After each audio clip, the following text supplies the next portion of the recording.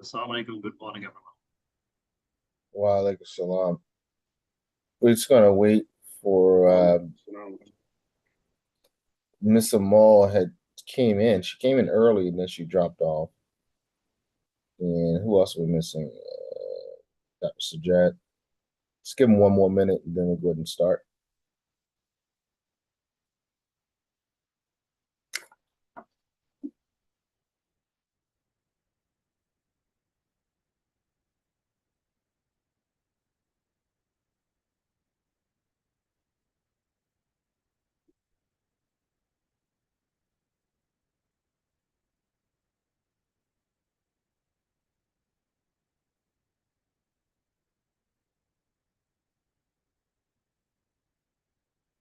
All right, let's go ahead and start. These guys will be okay.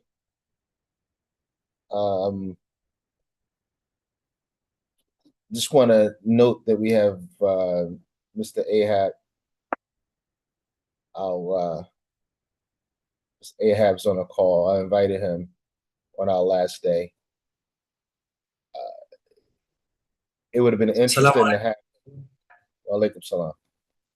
It would have been interesting to have him on a call yesterday, given the things that we talked about, because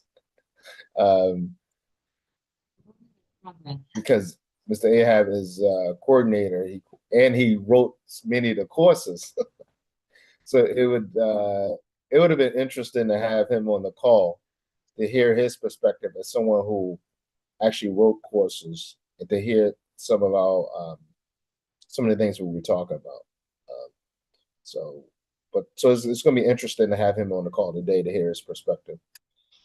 Before we get started, we will look at a couple of documents in the Google Classroom. So I know it may be a little awkward.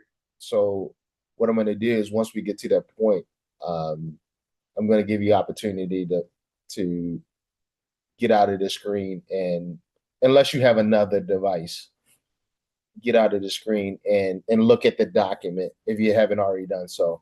We're going to look at some data set questions. So I'll give you about 10 to 15 minutes to kind of review data set, the ninth grade. It's just a ninth grade data in action, ninth grade English. So there's some questions with some data there. It's fictitious data. It's not real. But we'll take about 10 to 15 minutes, look at it, and then look at the questions and come back and have a discussion, if that's okay with everyone. Sorry, can you just repeat that? So do you want us to look at a specific document or? Yeah. So we'll look at activity 3, day 3 activity, or day 2, I'm sorry. Day 2, activity 3. It says ninth grade. Day 2. So what I can see is module 2. And which module is that under? It should be under module 3. Module 3. Module 3. Data in action. Data into action. Data in action. Okay, yeah, I'm in there right now. And then the other one, activity 3. So you look at them. The data in the action is the question, and then ninth grade, the one that says activity 3, ninth grade. That's the data that you're going to look at. But we're not doing it right this second. We'll talk for a little bit first, and then I'll give you guys about 10 to 15 minutes to kind of probably need 10 minutes just to review that, and then look at the questions, and then we come back and discuss it. Is that cool? Yeah, sounds good. All right. Well, let's just hold on a second. Let's miss them all. Let me get her in. All right. And I'm gonna share my screen now.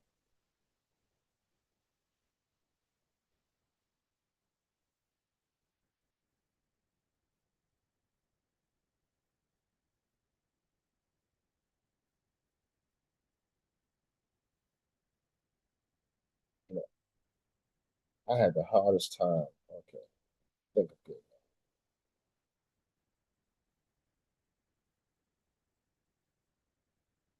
All right.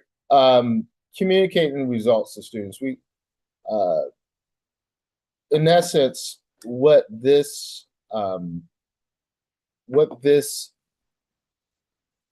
course, what this conversation is about. I don't want to call it a course. It's been a conversation over the last 2 days, and it's been a great conversation, by the way.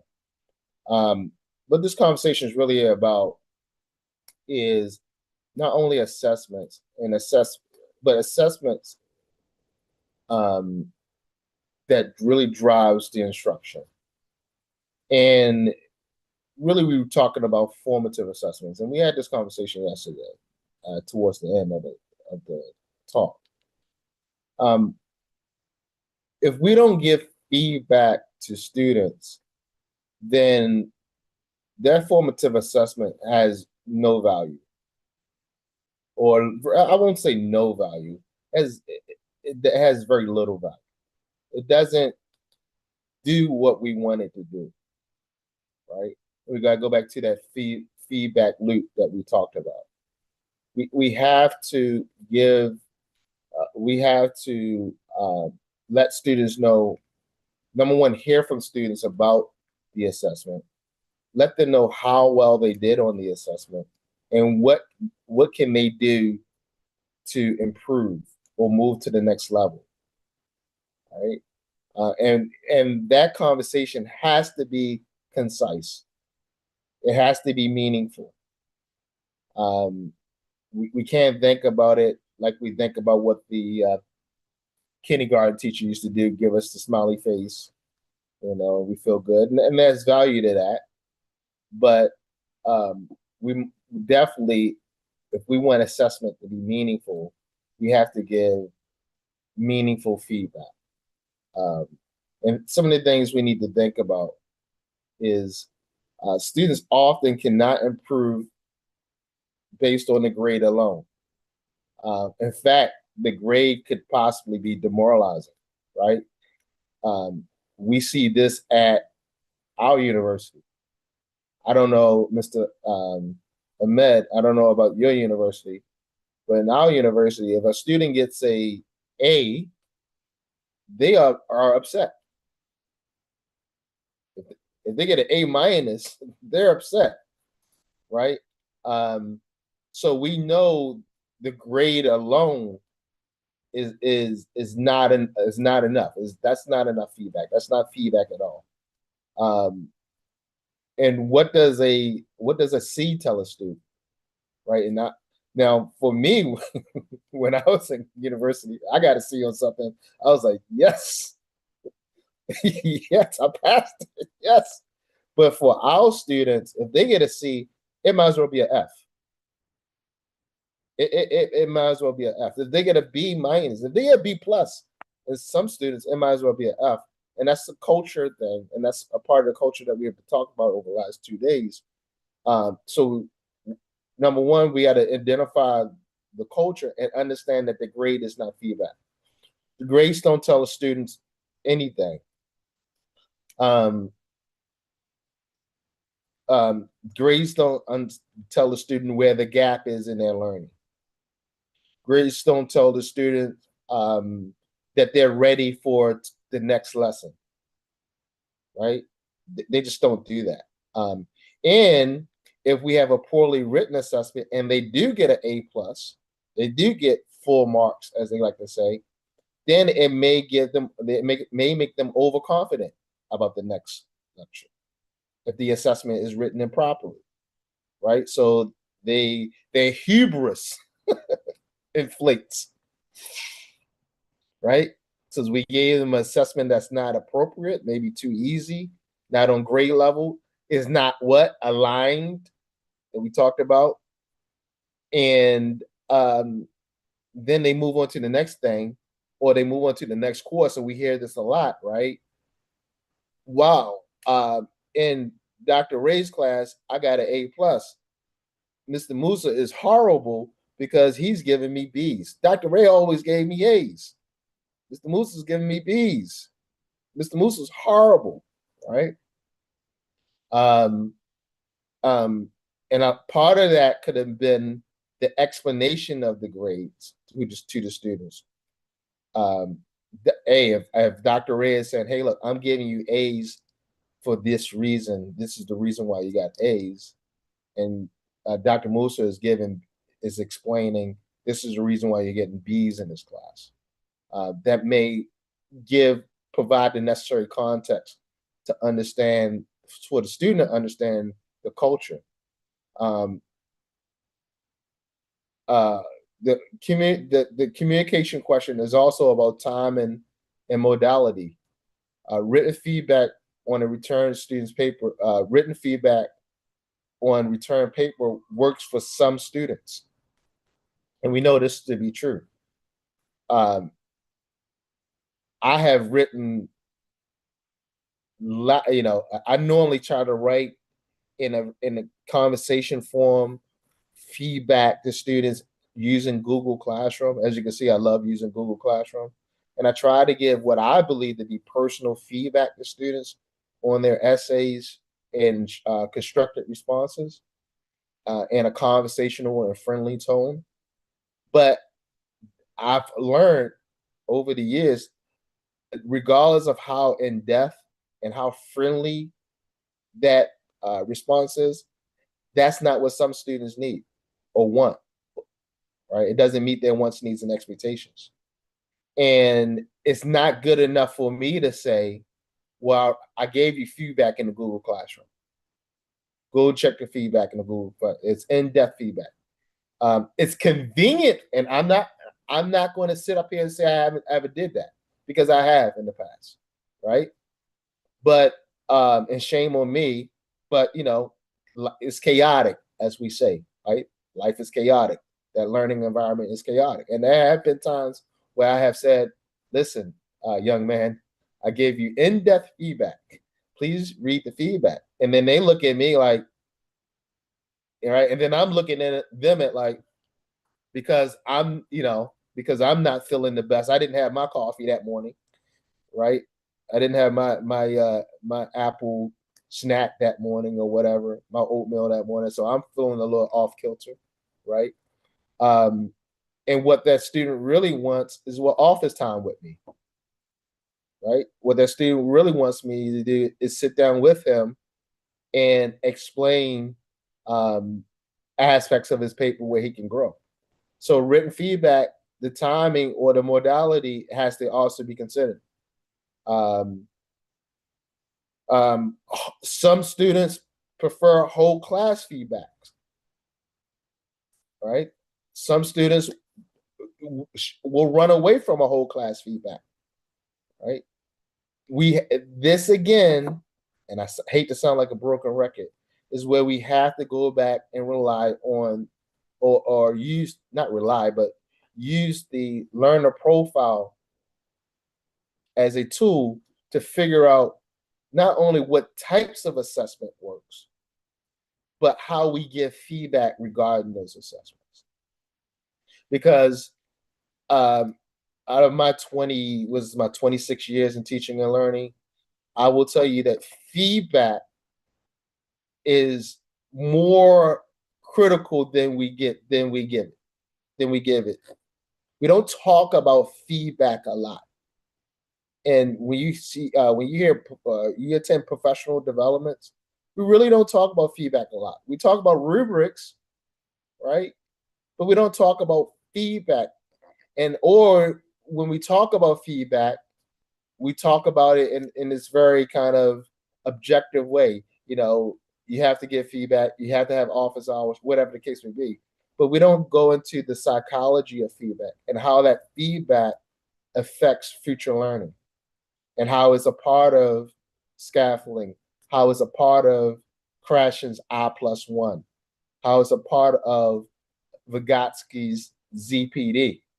It's interesting because a lot of times people want to talk about Vygotsky's ZPD, but then we don't talk about the communication, the interaction between the knowledgeable person and the learner, right? There's also a certain type of interaction that has to happen that's compulsory. So we have to make sure that our feedback is appropriate and that it's meaningful and it's concise, and that the modality and the timing is appropriate for the learner. Any comments on that?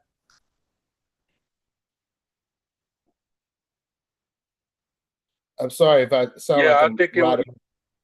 I think it would. I mean, is there a educational standard definition for feedback? I mean, I think one of the problems is that as educators, we don't really agree on what feedback is. Like you said, the modality. I've read a couple books on feedback, and it's mainly dealing with um, anchoring, and then also, always say something positive, and then align the feedback for um, the task and things like that.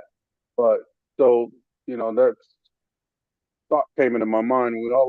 Is there a industry-wide standard definition for feedback, or if not, can we try to define it in a succinct way, in a concise way that will help us uh, as a guidepost? Yeah, I just personally, I don't believe we spend a lot of time on feedback. And yes, I've always been trained. You give, you say something positive. You set the sandwich method. When I was in school, we in college, we call it the sandwich method. Say something positive, give the appropriate correction, and then end something with positive. Um, but I think I don't know. I haven't really did a lot of research on feedback, to be honest with you. But it'll be interesting to go back and look at what the literature says on feedback. Miss Amal, your hand is raised. Yes, good morning, everyone. I have something to add to what Dr. Musa said. Also, in large classes, like we have large number of students in one class, so providing detailed feedback can be very challenging and very time consuming. So, how can we provide meaningful feedback while keeping the workload manageable and the classroom also?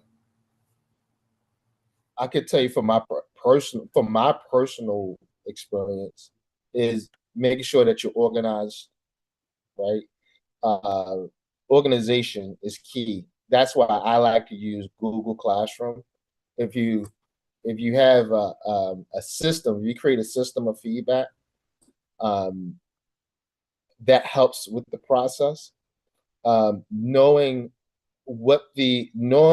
knowing the student's current abilities, going back to the ZPD, right, will also allow you to give meaningful feedback in a concise way where it's not too long-winded. So if you know where the student currently is and you know what their capabilities are, the feedback can be written in a way that that avoids you from writing a narrative, if that makes any sense. I don't want to dominate that answer. Anybody else want to give a response to her question? Mr. Ahmed? Yeah, sure. Yeah, thank you. One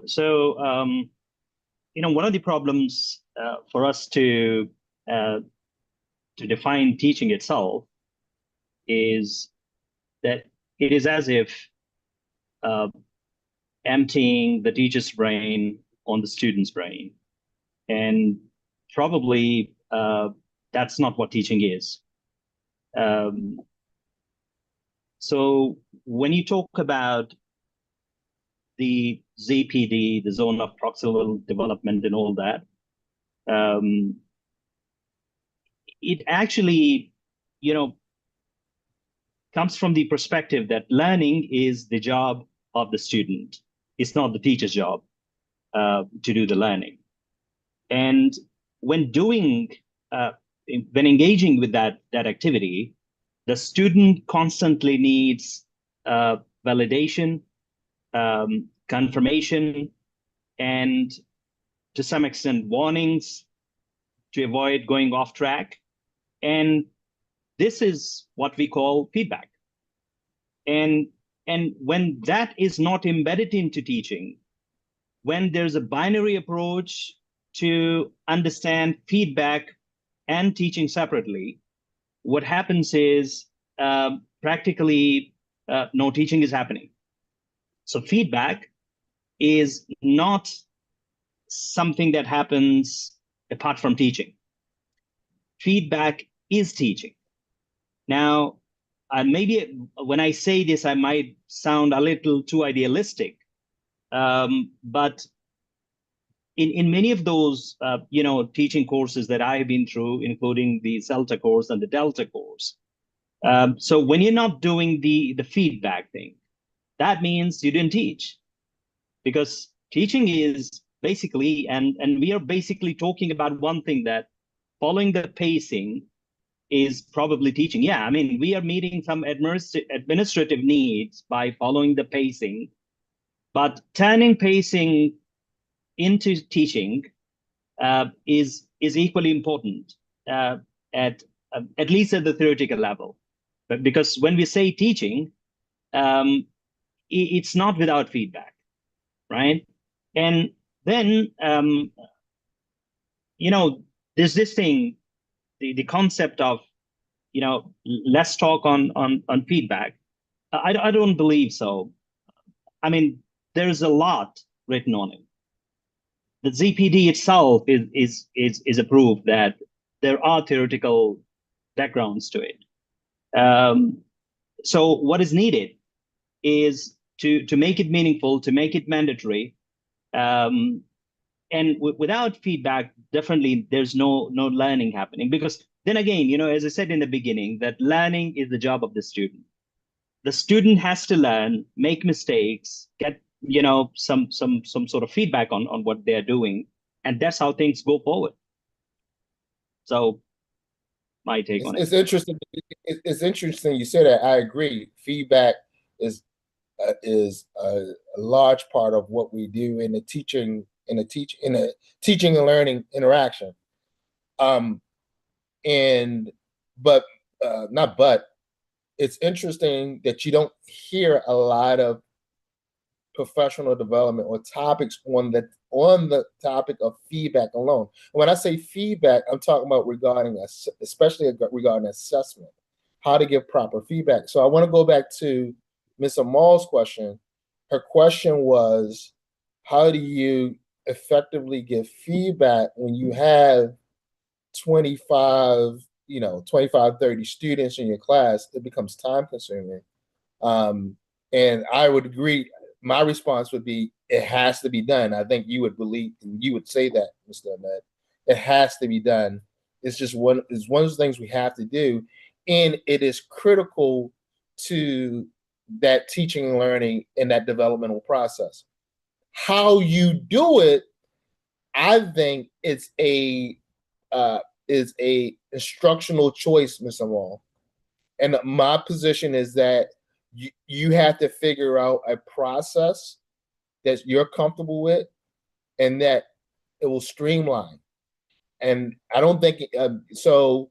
Try many different things. For me, Google Classroom works, but keep in mind that might not work for every student, because as I said, I give Google feedback comments, and some students is not satisfactory. So even though Google Classroom works for me, it often doesn't. In some cases, it doesn't work for my students. So I have to go and then schedule office hours or set aside time before class or after class with that student, or figure out ways to do that. Sometimes for some students, it's been rare, even WhatsApp messages.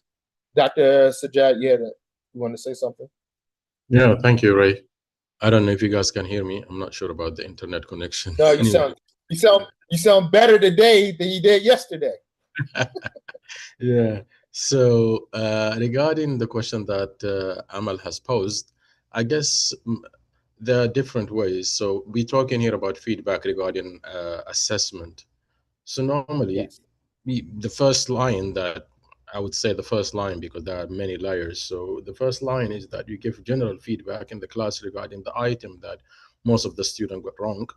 And then you move from there, maybe probably go into using technology, basically, as Rainer said, that you could include Google Classroom, Microsoft Forms, whatever it is that you can communicate to student online. Maybe some of student will might be not be happy with that, so you might need to schedule one-to-one meeting with them as well to help give feedback. But also, I like the fact that Rainer brought to is the psychology of feedback. So knowing you're a student, I'm gonna sound like Rainer now, knowing you're a student and their profile, then you'll be able to understand which one of them might need this specific kind of feedback. So based on that, you design. So majority of the student would be happy with a group feedback. In from my experience, especially Saudi student, majority will be happy with the group feedback, and then you'll find about maybe 10 to 20% that they need this one-to-one explanation. And most of them are arguing about why I got this answer wrong and why did I get this mark. They're not really, and most of them might agree with me, they're not arguing about whether they learn or not.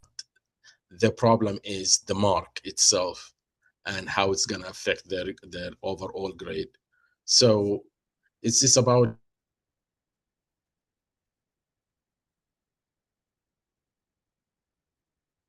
Oh man. We lost you, Doc.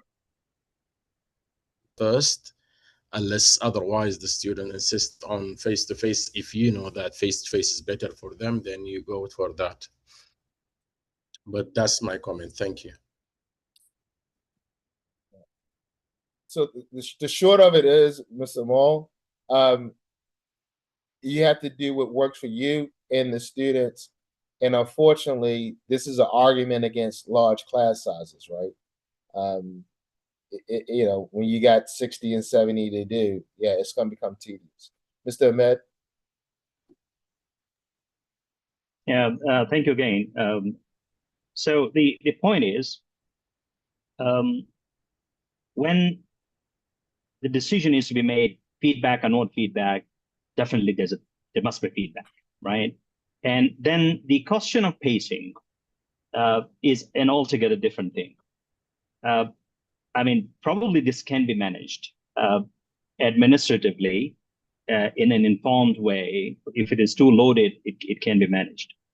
But and at the same time, there is yet another aspect to it, because when the pacing guides, normally that's the culture here in our context, when they are written, basically we have a course book that we follow, and it is hourly divided into pages, and that's what we normally teach. I understand we are talking about assessment in general, but the language courses are like, we know they have specific structures to deal with these things. Now, it's not mandatory to do everything written on a course book. Now, there is a lot in the course book. There are some activities which can be modified. Some of them can be altogether skipped to make room for more important things.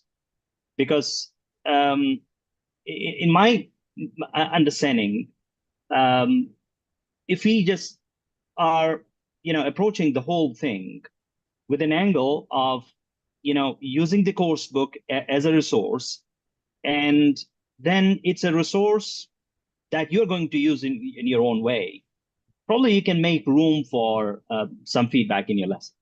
And let's make this as something that it's a mandatory thing on ourselves as professional teachers, that feedback is something not to compromise with. You always do that, right? But you can skip an activity based on your classroom needs. You might say that this is something my students already know, but the course book says do it. The pacing guide says do it, but you're in the classroom. And some of those activities suggested in the course book might be totally irrelevant to us, and they are. And otherwise, what is happening is, we are probably teaching the pages of the course book, and no learning is happening, because the students never get a chance to perform or to act, or in the shape of, let's say, speaking or writing, and they never get a feedback from us. And when that is happening, probably that's the last thing that should happen in a language class. I agree. Did someone else? I think Mr. Ahad. Sorry. Assalamu No, no, alaikum. no. Walaikum salam. Do you hear me, guys? Yep, we hear you well. I want just to talk about our experience in the feedback in the past, even though it was traditional. I know Dr. Sajjad, I'm not sure if Rainer, if he witnessed those days, Dr. Rainer and Musa. In fact, in the midterms, we used to have 3 midterms. I think it was in 2011 and 2012. And you have 3 midterms in some courses, and 2 midterms actually. In terminology we had 3. At that time we used to do this process. طبعا it was later it was cancelled. We used to check and double check the papers of students, because even in the reading we used to have a writing portion to write the words, and in the grammar also. And we used to after we are done with the booklets, we used to give back the booklets of each instructor, to his own class. And there is a class in the course book, dedicated for this review. And students were convinced about this, and they started to ask about other questions which are in the computer sheet, and they were actually satisfied. After that class, after those 30 minutes, we as the instructors, we got the feedback from students before the introduction of the psychometric analysis. We get a real psychometric analysis at that time. And also we had the chance to avoid, if that question was, challenging, or, if it was controversial or something like this. In fact, that was, convincing way. طبعا now we are get into technology more and more advanced, and we had, as Dr. Rayner said, we had Google and these things. But at that time, we felt that our students are satisfied with their results. They spend time, discussing why it is A, it was A, or was B, is not D, at that time. We got, and also we, some instructors reported, and sometimes we got, after the checking and the double checking, we got some new answers.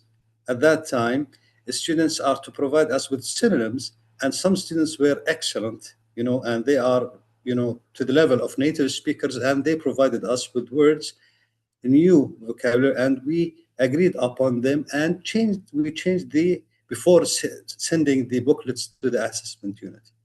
That was actually just, let you know about that. We got the feedback, and it was extremely convincing for all parties. Thank you. Yeah, I remember those days. I remember those days. I think it's when I first came, and then we stopped.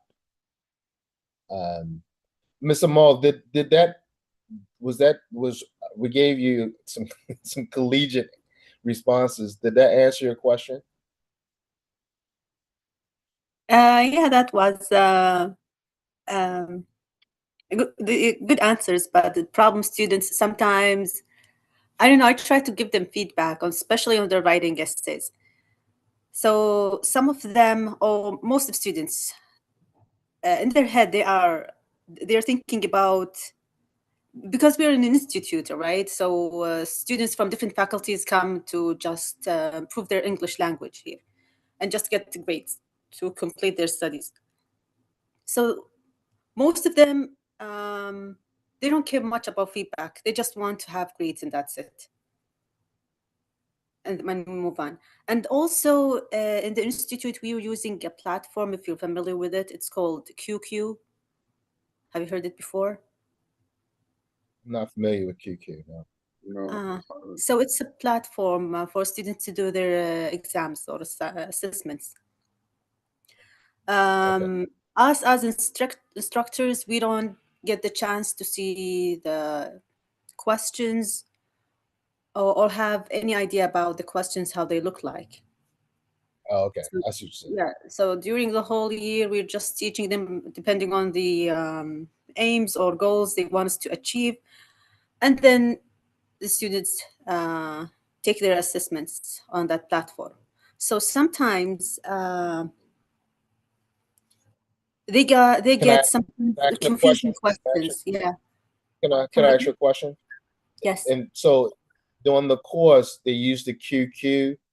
Are the QQ used only for summative assessments and then they move on to the next thing? Or are they used as like quizzes? No, only just for summative assessments. Okay. All right. So I guess here maybe Amal is going back to the fact, the point that Ahmed was saying is assessment literacy and communication back again. We get him back to that point. So the student are not satisfied with the feedback because instructor A, they move around from one instructor to another, especially in writing.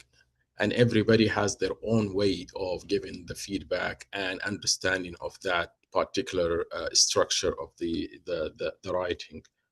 And they keep comparing things between two people. So they keep running from one to another Yeah, because that's another issue. Yeah. so it's about the literacy. That's why it's important for the coordinator always to have meeting with their team to kind of unify to some extent the subjectivity of the feedback itself. Isn't it interesting? Because we talked about this in the last 2 days and how, and I think I tried to make the point of emphasizing this yesterday, of how assessment can drive how the course ultimately develops from semester to semester, year to year. And I think that's a great note, Mr. Maul, to say, hey, look, is there any way possible we could see, and maybe it's a test security issue, maybe the answer is no, but is there any way possible we can at least see the items before or after so it can inform how we do business and how we instruct the course in the future? You think that's a possibility to ask the admin? You see, with the international exams, for example, like IELTS, TOEFL, we don't see the answer. We don't see the questions prior to the exam. Nonetheless, we are able to prepare the student because there, I think we go back to the value. So the student, they know the value of the exam itself, and they understand the importance of them learning rather than just scoring. And therefore, their psychology changes a little bit. So unless we are able also to communicate that very clearly to the student, is that we are on your side, we're not against you. So the student, in that sense, they'll be willing to understand the feedback rather than just focusing on the grade itself. And I want to note something that Ms. Amal said. She has said it over the last couple of days, by the way, is that the mentality of the student also will inform our feedback and how we instruct and what their needs are, that learner profile again. Because if the student just believes, if we have the impression that students are there just for grades, then we have to have a conversation. And again, that's a part of assessment, by the way. We know that when we give feedback that the student's not really interested in the development or the acquiring of knowledge, right? That it's interested in getting a grade, that should be alarming to us. And we should try to provide some type of departmental or institutional intervention or programming to help students realize this journey that you're on is not a grade-based journey. Mr. Ahmed? Yeah, thank you again, and sorry for these too many interruptions, because this is No, this is a these touchy are not topic. interruptions. This is part of court. This is part of Yeah, so so basically, the arguments for not giving enough feedback or not being able to do so, and the argument that students only care for the grade and they are not interested in what contributes or what actually counts into the whole thing. Again, remember, since yesterday, we are talking about organizational culture. And when the culture, which can very much be influenced by organizations, is to focus on grade only, that's what the students look at. So the starting point should always be to reverse this whole thing. That when your only focus is the grade, then definitely that's what you're there for. But when you change the focus to learning, probably when everyone would be interested in that thing. And then after each exam, there will be a requirement stemming from the student side, for a constructive feedback on their performance. And so if we have this whole thing in mind, and there are a few things which can be done. For example, our biggest argument is that we do not have room for feedback, keeping all the different academic activities we are involved in. Let's say our pacing guide doesn't allow us. That's very specifically the argument. It can be structurally addressed, because many of you guys deal with the coordination and management stuff. So it can be structurally addressed. If you have experience with the MOOCs, the online courses, the massive online courses and all that, you know that how they embed feedback into their assessment. So let's say they want me to write an essay on a topic, and my essay is going to be graded by 3 other peers, right? Before, probably, ideally, it gets back to the instructor himself. So why it can't be done that way in our campuses, in our universities, that a feedback loop is created in such a way that a student's performance is always peer reviewed by 2 other peers, right?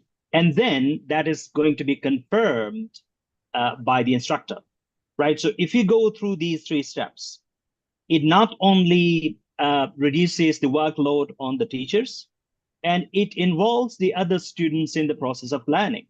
So when I'm giving student X feedback on his performance, it's an indirect learning for me, because I definitely, say this is the criteria and you don't understand it.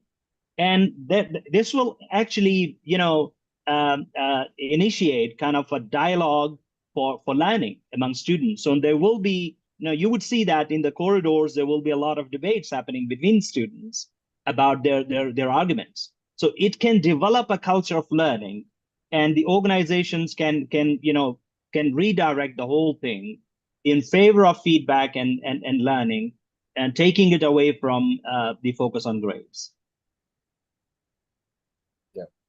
I absolutely agree with that. I think there's some challenges with that. I agree with it. In our scenario at KSOS, I think KSOS is kind of dominating this conversation, but in our scenario, it's a competitive environment. And I'm not sure if I think the students would get up in arms because of the competitive nature of our situation. But the other point too, to Ms. Amal's point, if I was in Ms. Amal's head right now, I might say, well, if I don't care about the course and learning, and I only care about the grade, I'm not going to really be good at doing the peer review.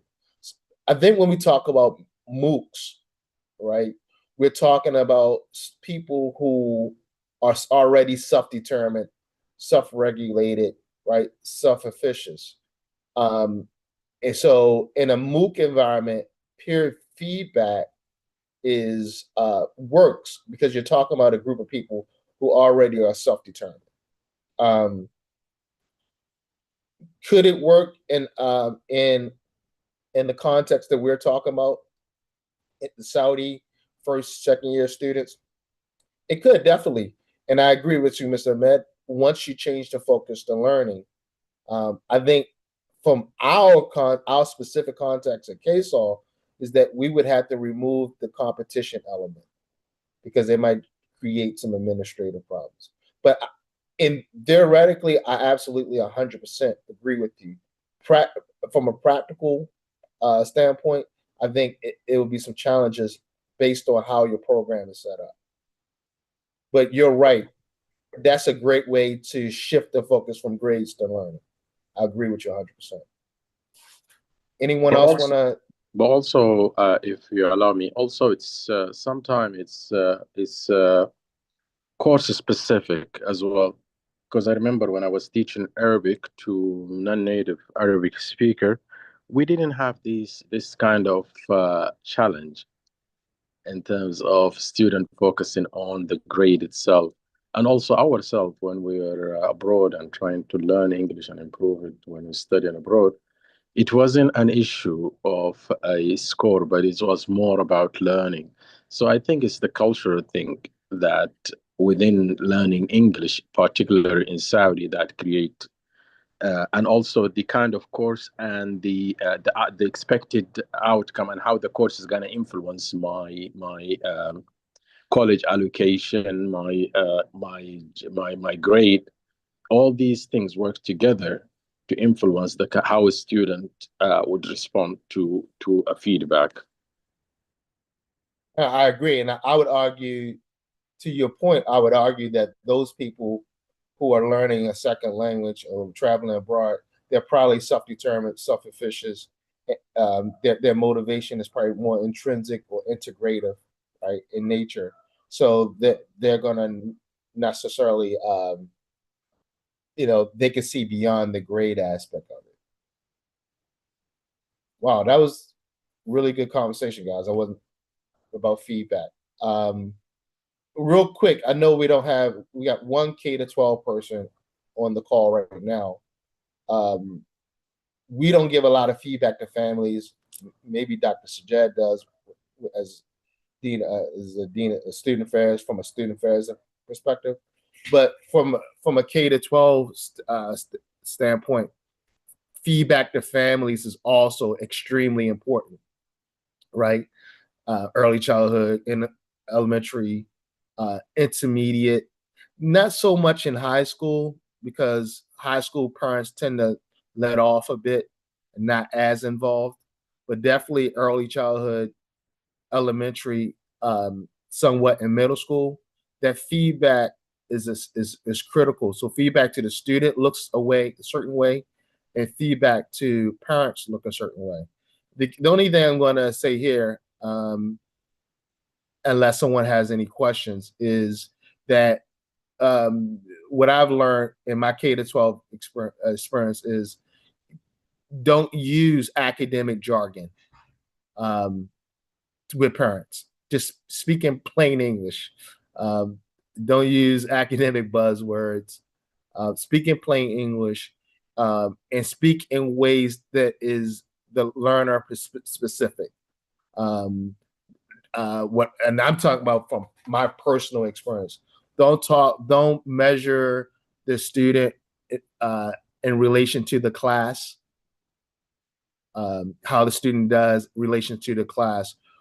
Measure the student based on their ZPD, based on their wants, needs, and expectations when you're talking to parents, because that is a more congenial conversation, and it's a more constructive conversation to have with parents. So avoid using academic or industry jargon, and speak on the student growth specifically, not in relation to the whole class scenario. Does anyone want to add anything to that? say anything about that from a K to 12 perspective? Not Good. only K to 12, but also even in, I think in our current higher education also, when you give feedback to the student, also we need to speak in a plain English, because we assume that the student understand what we're saying, and we want them to understand that particular jargon. But simplifying feedback sometimes is easier to get the message across. Absolutely. Absolutely. Absolutely. All right. All right. Post-secondary context. We kind of already hit this. I think we talked about this a lot. And you just we talked about office hours. But the key here is for a post-secondary context, really for a secondary for K to 12 too, is we need to be able to have that rubric in hand when we're talking, especially when we talk about constructed responses. We need to be able to refer back to the rubric when we're giving responses to students. And this will help with students who are focused on grades, and this will help with students who just want to developmentally, want to improve their learning and their pursuit of knowledge, right? So this will help students assessment as learning, right? Assessment as learning. So this could help students with their metacognition. So it's essential, I believe, to refer back to that rubric. That means we need to make sure we have efficient, effective rubrics that students understand.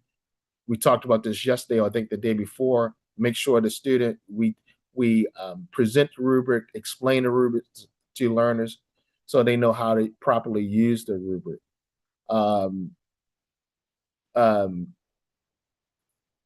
Yeah, I think we've already kind of hit this.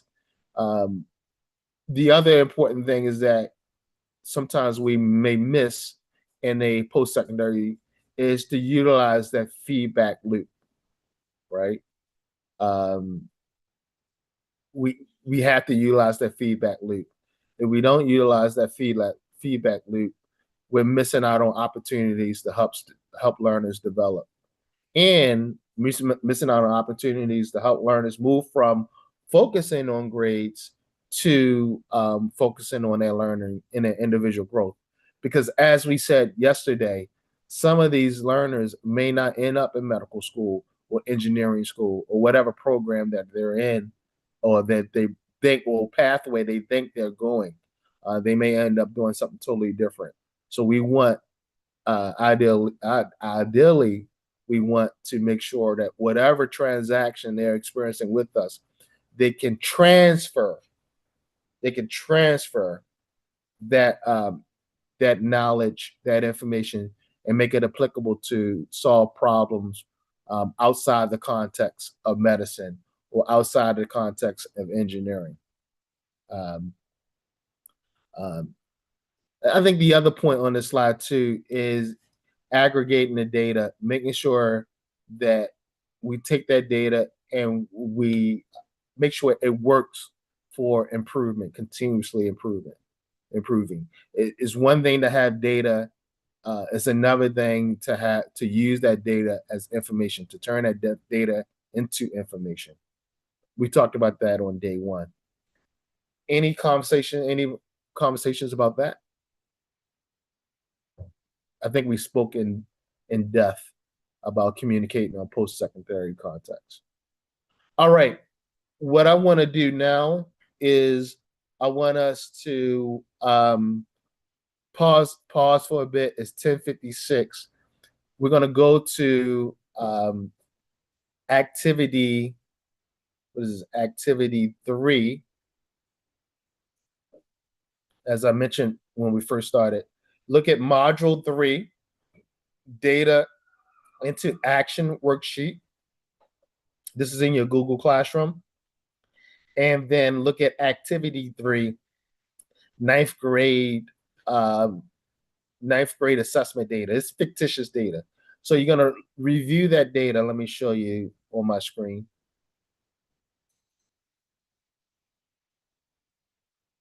So this is the ninth grade activity into action.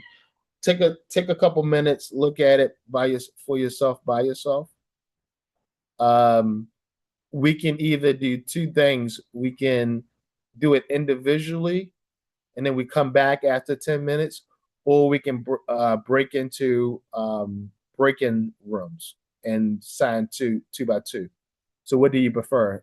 To do 2 by 2, or just read it for ourselves and then we'll come back and talk about the questions? Any preferences? No preferences. So I'm going to say let's make it a 15-minute break. This will be our break. And then also while you're breaking, look at data into action, this sheet, and then also look at this sheet right here. Come on, Kat, get out of the way. Where's the sheet? And also look at, come on, Kat. And also look at module 3 data into action. So one says module 3 data into action, and this sheet right here, and the other sheet that I just showed you, data into action right here. All right. So this has the questions, and the other one has the data. So let's take 15 minutes. We'll come back on the call at 11:15. This will be our break. We'll talk about these answers. Basically, you're saying we look at data into action, and what was the other one? Activity 3? Yep. So one says this one right here, module 3 data into action. This is the questions. Yeah. And then there's another one that says ninth grade. It's right under in that same module 3 packet. This one right here, activity 3. So module 3, activity 3. It's all in your Google Classroom. All right. So 11:15. 11:15, we'll come back. Does anyone have any questions? All right. We'll see you at 11:15.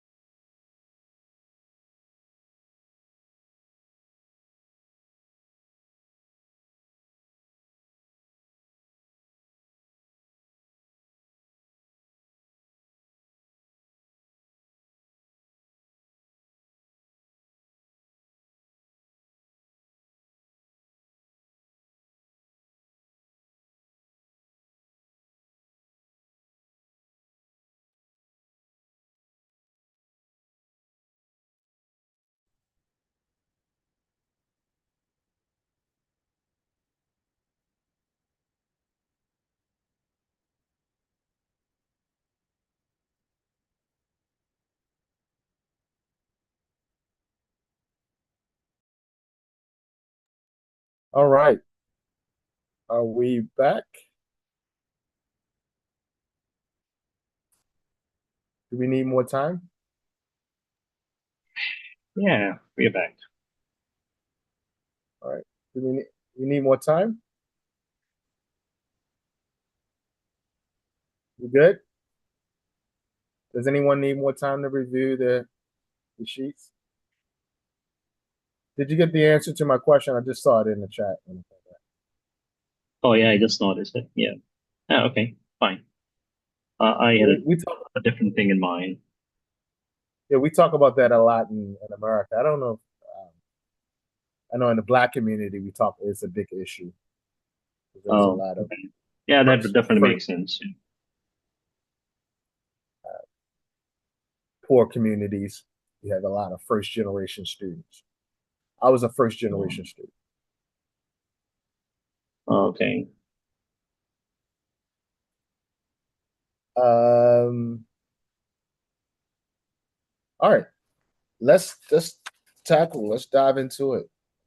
Let's look at the data. I'll put it up on the screen. See something. Actually, I want this. Is that one? Yeah, that's what I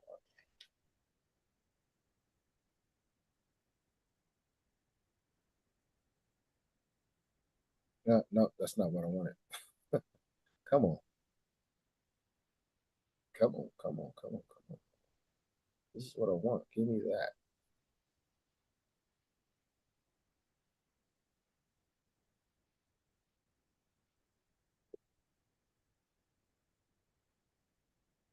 There we go. All right. So we have some data here. And we were tasked to review this data. And we see in this class summary, we have 6 students, 21% of the class mastered the course outcomes. We have 9 students, 32% of the class were proficient. 8 students, 29% of the class were developing. So they basically scored anywhere from a D to a C.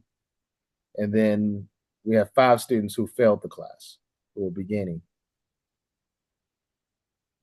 Outcome level, we had on this assessment, 89% of the students were able to identify the author's claim.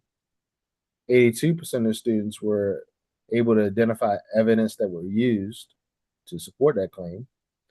46% were able to evaluate strength of evidence. 41% were able to explain how evidence supports the claim.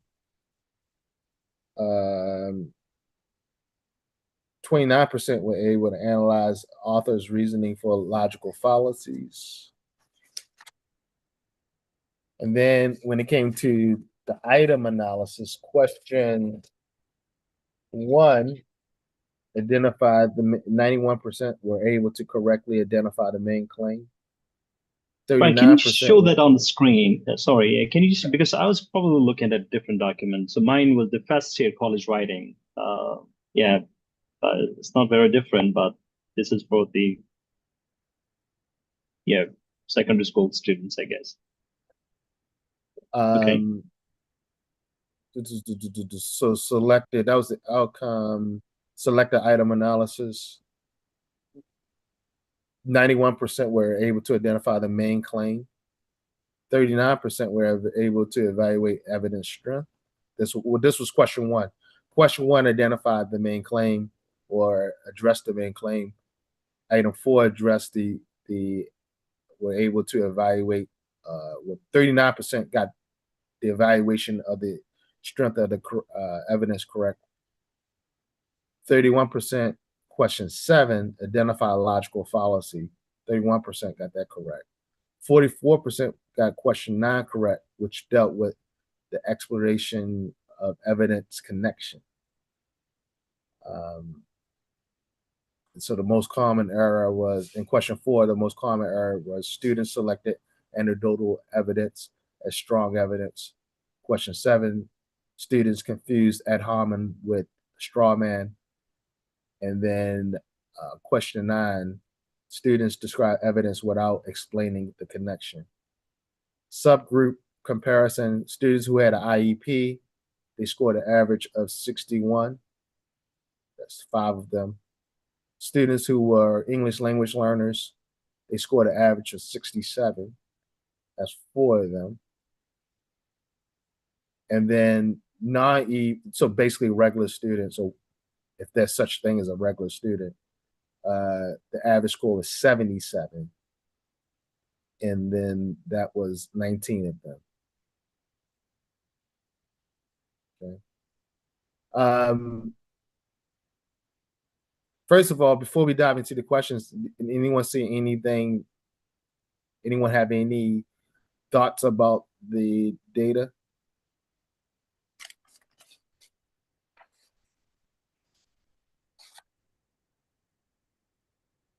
All right, well, let's jump into it. It's a small group. Small group. Yes. Yeah, it's a class. It's a class. It's a class of somebody. What's the class number? It's a 17, 20, 30, 31 students, right? Yeah, 31. Students? All right. Yeah, so it's a class of 31. It's a class of 31 students. That's kind of realistic. School teacher, me trying to look at the data and then aggregate it. So if we look at the data in the action worksheet, any initial observations about any observations that we want to make about trends, numbers? You said the first thing, it was a small group. It might not be small for the teacher who's actually doing class action research, right? So 31. It's 28. For the teacher, don't look at it from a research perspective. Look at it from a teacher's perspective. Is that 28? Yeah. I'm an English teacher, not a math teacher. It's 15, 15, and 13, I guess, right? So if you split them, it's 15 and 13. So the mastering, and the one that are mastering and proficient level, that is 15 student. So 9 and 6, that's 15. And then at the bottom 15. you have 8 and 5, that's 13, I guess. Mm-hmm. So half of the class are doing well, and the other half probably in the development level or still in the beginning level. So that's the first observation. So half and half. Well, because you have 16, and then you have 15, and then you have 13. So at the bottom, you have 13. That's 8 and 5, 13. And then at the top, you have 15. So, so you got 53%, and then 40 was that 47%. 53% and 47%. Yeah. So majority of the class is doing well. Nevertheless, is almost half of the class also is not doing as they expected. And that's pretty alarming. Would you say that's pretty alarming? It is alarming. That says something that is going wrong somewhere. They struggle, I think, with higher order thinking questions or skills like evaluating evidence and identifying logical fallacies. You see, with the weakness when the analyzing and explaining and evaluating, they have. So higher up blooms, the questions drop, right? The answers become incorrect. The higher order thinking questions. Yeah. They mostly performed very well in identifying the author's claims and evidence. Yeah, but then when they asked to explain, now what could be the reasons for that? If we look at the demographics of the class, look at the demographics for the class. You got the regular student, well, whatever it is, non-IP, non-IEP, and non-EF, non-ELL are doing much better. Yeah. and that's the majority. And that's the majority of the class. But But also even still, there's a part of them that are not doing well. exactly, right? Because there's only 9 students. You said there's how many students are there? 38 students. I mean, 28 students. 38? Is it 38? 28. 28. 28. So out of that 28 students, 9 of them are non-regular students, right? So 9 divided into 28. So 32% of the students are need accommodations, basically. So that means 68% of the students are quote unquote regular, but only 53% of them scored in the upper scored well, mastery or proficient. So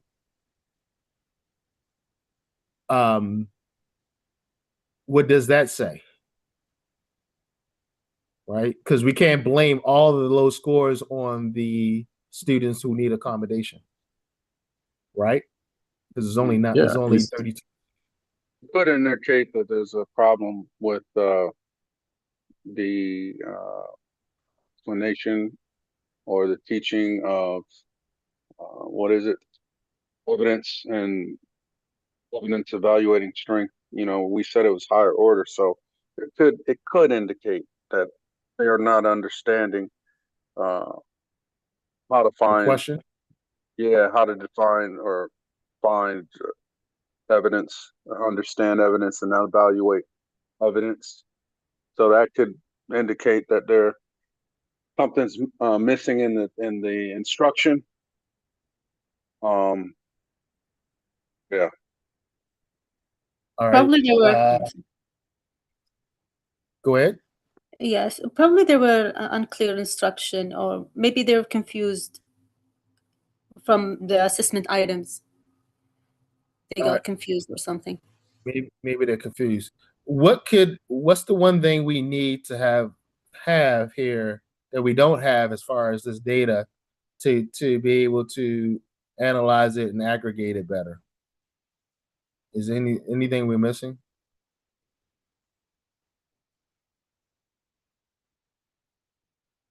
What would help us analyze this data better that we don't have, so we're not making assumptions?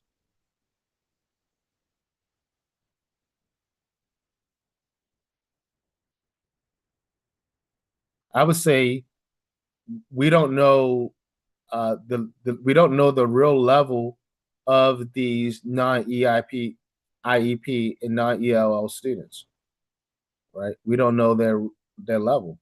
So just because they're regular students doesn't mean they're on level initially. So number one, we don't know if they're actually on grade level or at grade level. This is 9th grade, right? So just because they're regular students doesn't necessarily mean they're at the 9th grade level. That's what one of the things I would say. So we don't know who these non-IEP, non-ELL students are. We don't know who they are, right? We might be dealing with this might be a repeater class.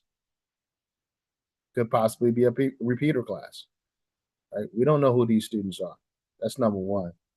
Anything else? What other information might we need to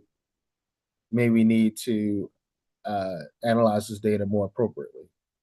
Also, the item levels, we don't know much about it. So yeah, we don't have the actual questions. Yeah. So we cannot tell. Yeah. But also it's important that we're not blaming the student, but also blaming and looking at ourselves and the way we explain these concepts, because to me they are able to identify main claim, evaluate, explain evidence and connection. So that's 40%, 44%. So 40% were able to see the connection between evidence, and the rest were not. But the most important, Yeah, 56% were not. yeah. 56% were not. So that means maybe that, and then during the instruction, there wasn't a heavy emphasis on on an explanation and analyzing, Ex- maybe. yeah, so maybe the focus was just tell us what is the claim, and everybody was able to do that. But when it comes to evidence, we're not doing good job, because if you look at evaluating evidence and explaining evidence connection, they're not doing that well there. And then Uh, the logic, identifying the logic fallacy, also they're not doing well. So in general, they're not doing well with evidence. to So me, it looks like the teacher is doing lower order skills, because exactly, even the IEP students, or excuse me, I'm sorry, not the IEP students, even the ELL students. Well, I don't know. We don't have enough data to say that. Maybe the ELL students were even able to do well on the identifying main claim, because that was 91%. 91% of the students, test takers, got that correct. So I'm pretty sure that includes some of the ELL students, right? So maybe the teacher's doing a good job on the lower ordered skills, like knowing and identifying, or like knowing at least, but not moving up to higher order skills, because 31% of the students got question 7 wrong, which was or they mixed up. Well, can't even really say that, because it looks like they mixed up ad hominem with straw man, which could have been an item issue. It might not have been a student knowledge issue. The construct of the question might have been lack validity. Right? It would be great if we had the actual test, so we can actually look at these numbers. but also Amal said something that where the student are familiar with the format of the questions as well. So that also could be an issue. Right. They were familiar with identifying the main claim, but maybe the way in which these the evidence question were framed are not something the student familiar with. Maybe they know how to do it, but they don't know how to do it in this particular way in which the question was asked. I can I say one thing? So my understanding is like, this whole thing is probably happening in an ESL context. So This right here. differentiating. No. This is not ESL. This is a regular classroom. That's why that's why they move. That's why they're separating the ELL students. Because you wouldn't. Okay, so yeah, I understand that thing. Yeah, so the point I was trying to come to was, because some of the comments might feed into more into the ESL context, because it kind of reflects our context in a sense that our students do have issues with, let's say, if you just ask the students to do the same thing in their own language, they might manage doing it. But when it is transferred to English, they struggle with the high order, incorporating the high order thinking arguments into their writing. So where there is a checklist sort of thing required, for example, identifying the main claim, writing the topic sentences, that's easy for them to handle. But when it comes to analyze, to synthesize, that definitely needs one level up. And sometimes there is a difference of approaches in their mother tongue and the target language in English. And probably that's one thing that feeds into this, that these students struggle with it. And so one of the questions that you had asked in the action worksheet was what could be done to do that. So probably you will just do an intervention session on particularly on that aspect, focusing on the identification of the types of let's say, more of a rubric type of terminology I'm using it. Let's say, are we writing any supporting evidences, supporting sentences and all that? So is that a process? Is that a cause, an effect, or what type of things we're doing in here? And how can the raw data we had sort of discussed in a process approach, how that thing can go into an example, how this thing can go into, let's say, to argue using a cause and effect sort of sentence and all that. So that's what I was thinking. And, partly I was not contributing here because I was looking at a different document, unfortunately. That was different. That's why I asked you about the first generation student and all that. No problem. Yeah, so yeah, I would agree that there's definitely some interventions that need to take place. I look at this and I see this is a regular classroom with ELL learners in it. There's some students with IEPs who need accommodations, other accommodations. So first thing I would do in response to what instructional move will you make? First thing I would do is I would relook at the assessment. I'll reevaluate the assessment and make sure that we don't have any validity issues, right? And make sure that's number one. And make sure that the ELL students number one, make sure that the IEPs were actually being that we were making the accommodations regarding the IEPs. That's one. Number two, making sure we make the accommodations for the ELL students. What level are the ELL students? Where do they fall? Where do they fall on the CEFR? Right? In the States, I would have students who were entering in ninth grade and they were coming directly from Mexico and South America.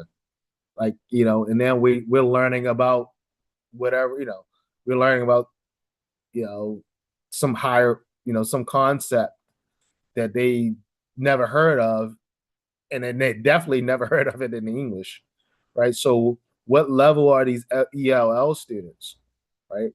And should they even be taking this assessment? Should they even be in this class, right? Because we put students in the ninth, we put the students in the grade based on their age, especially with the current immigration issues.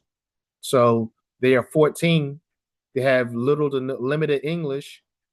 They may or may not have went to school in their home country.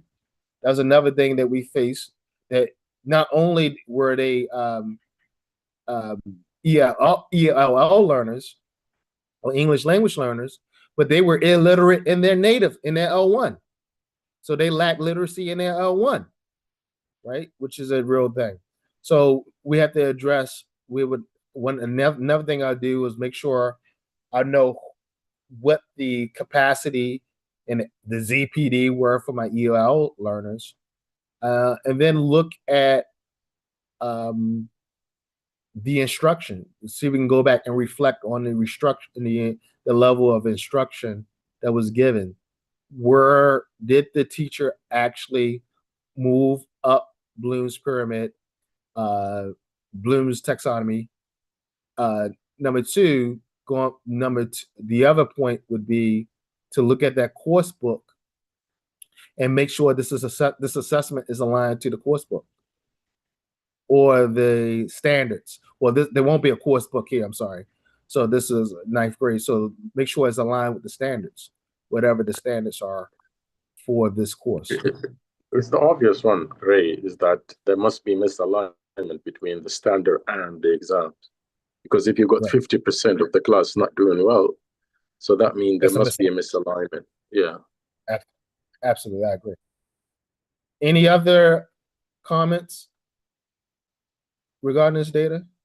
IEP students, right? They have individual educational plans. So some of them might be developmentally challenged. Some may, depending on the IEP. Depends on the IEP. Okay, so like, some what are some of the base cause or basic causes or reasons for IEP? Like, it could be anything. It could be physical, it could be developmental, it could be I can't see the board well, vision issues, hearing issues, developmental mm, issues. It so we depends would on it have, because there are different levels. So we have to figure out what levels. I remember when I was teaching my ninth grade lit in Baltimore, we mainstreamed in, or I didn't mainstream because I didn't have I didn't have a say in it, but a student was mainstreamed and he was definitely probably level 4 in developmental issues. Like, he needed someone to sit with him. He had a teacher who sat with him. He would make outbursts in class at time to time. It was good overall. It was a pleasure having him, but he was definitely had developmental issues. So we had to make sure. So again, you bring that a good point in. We don't know what level of IEP, even though I would say that's only 5 students at the end of the day, and so um, they're not changing a lot of the what's going on here, because 5 students would only be 17%, 18% of the class, so they're not causing a major damage to the numbers. But at the same token, when I go to figure out where the gap is, we have to address who these IEP students are, who these ELL learners are, and then look at the instructions. But as Dr. Sajjad said, definitely, I think the one claim that we can definitely make is that the assessment is not aligned with the standards. I think this is an important question also, is when would you think a intervention is appropriate? So you get the test is taken, you get this data. When do you implement an intervention? When is it appropriate to do this? I guess immediately, actually, after the, it depends really if you are, if this is a summative one, then there would be no point. It's going to be for the next semester, but if it's formative, it should be immediately applied. Yeah. And the focus should be, well, it depends, because again, if it's misalignment between the exam and the standards, then that's something needs to be addressed in the next cycle. But if it's something that has to do with the instruction itself, and it's a continuation of, and we're going to continue the course, then immediately the teacher or the instructor or the student need to implement intervention on this particular point. Would it be appropriate? Well, no, I'll leave it at that, because again, if this is not summative, then, and if it's formative, or even if it's a midterm, and we can go back and reteach, we got to make sure. I just want to make sure we know we have to implement the feedback loop. But here, the feedback would be quite interesting, wouldn't it? Especially if there's misalignment in the assessment. That feedback would be quite interesting. Very interesting. Because what do you say to a student who has been proctored a misaligned assessment? What's the appropriate feedback? The assessment is misaligned. In this case, do you even give feedback? Mr. Ahmed said 30 minutes ago he stood on his box and he said you always give feedback. Always. In this case, let's say we looked at this assessment and it's completely misaligned, Mr. Ahmed. Do we give feedback in this case? Yeah, maybe not to the student.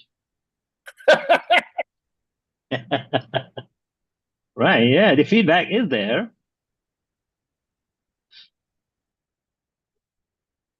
I agree. I agree. Mr. Ahab,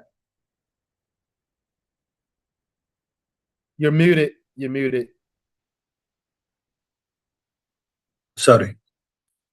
I want to, agree with Dr. Sajjad. It happened with us once upon a time. It depends on the type of the assessment. It happened in one of the midterms. We found that after studying the cycle, that many students, more than 50% of the students, struggled with the questions of implications and inferences.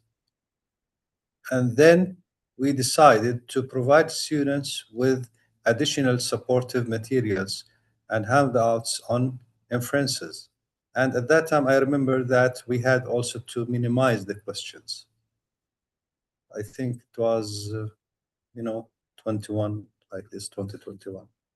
So it depends on the type of the assessment. For the final exam, we can use this, when planning and when making the coursework for the coming semesters. So I think the takeaway here is we have to have a bird's eye view when it comes to assessment. And this idea of assessment for learning, assessment of learning, and assessment as learning has to be integrated. It has to be taken in from a bird's eye view. Zooming in and zooming out, right? From time to time. I think that's essential to think about. We have to zoom in, but we can't stay zoomed in a lot. We have to zoom out from time to sometimes also. So we should be constantly zooming in and zooming out and looking at all aspects of assessment, for, of, and as. All right. I want to stop Can here. I say? Oh, sorry. Yeah, go ahead. Go ahead. It's okay. Can I? Okay. So, basically, just getting a lead from what Dr. Ahab said.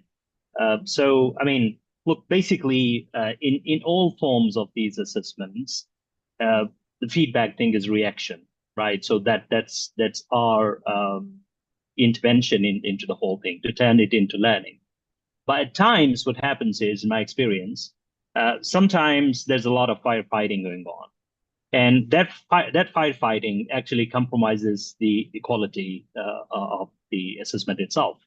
By that I mean that it's not always necessary for everyone to get to the top, right? So let's say just imagine a situation where 90% of the students score A plus, right? So will that still require some sort of feedback? And the reason the answer is probably yes, there will still be a need for feedback. So the point is, any of these interventions or the feedback, whatever it is, one thing good about the whole thing that I was looking at was that the rubric was working throughout this whole grading in the data that you showed, right? So there was clearly, you can see that everyone is not getting a very high mark up there and everyone is not at the bottom end, right? So that rubric was clearly working.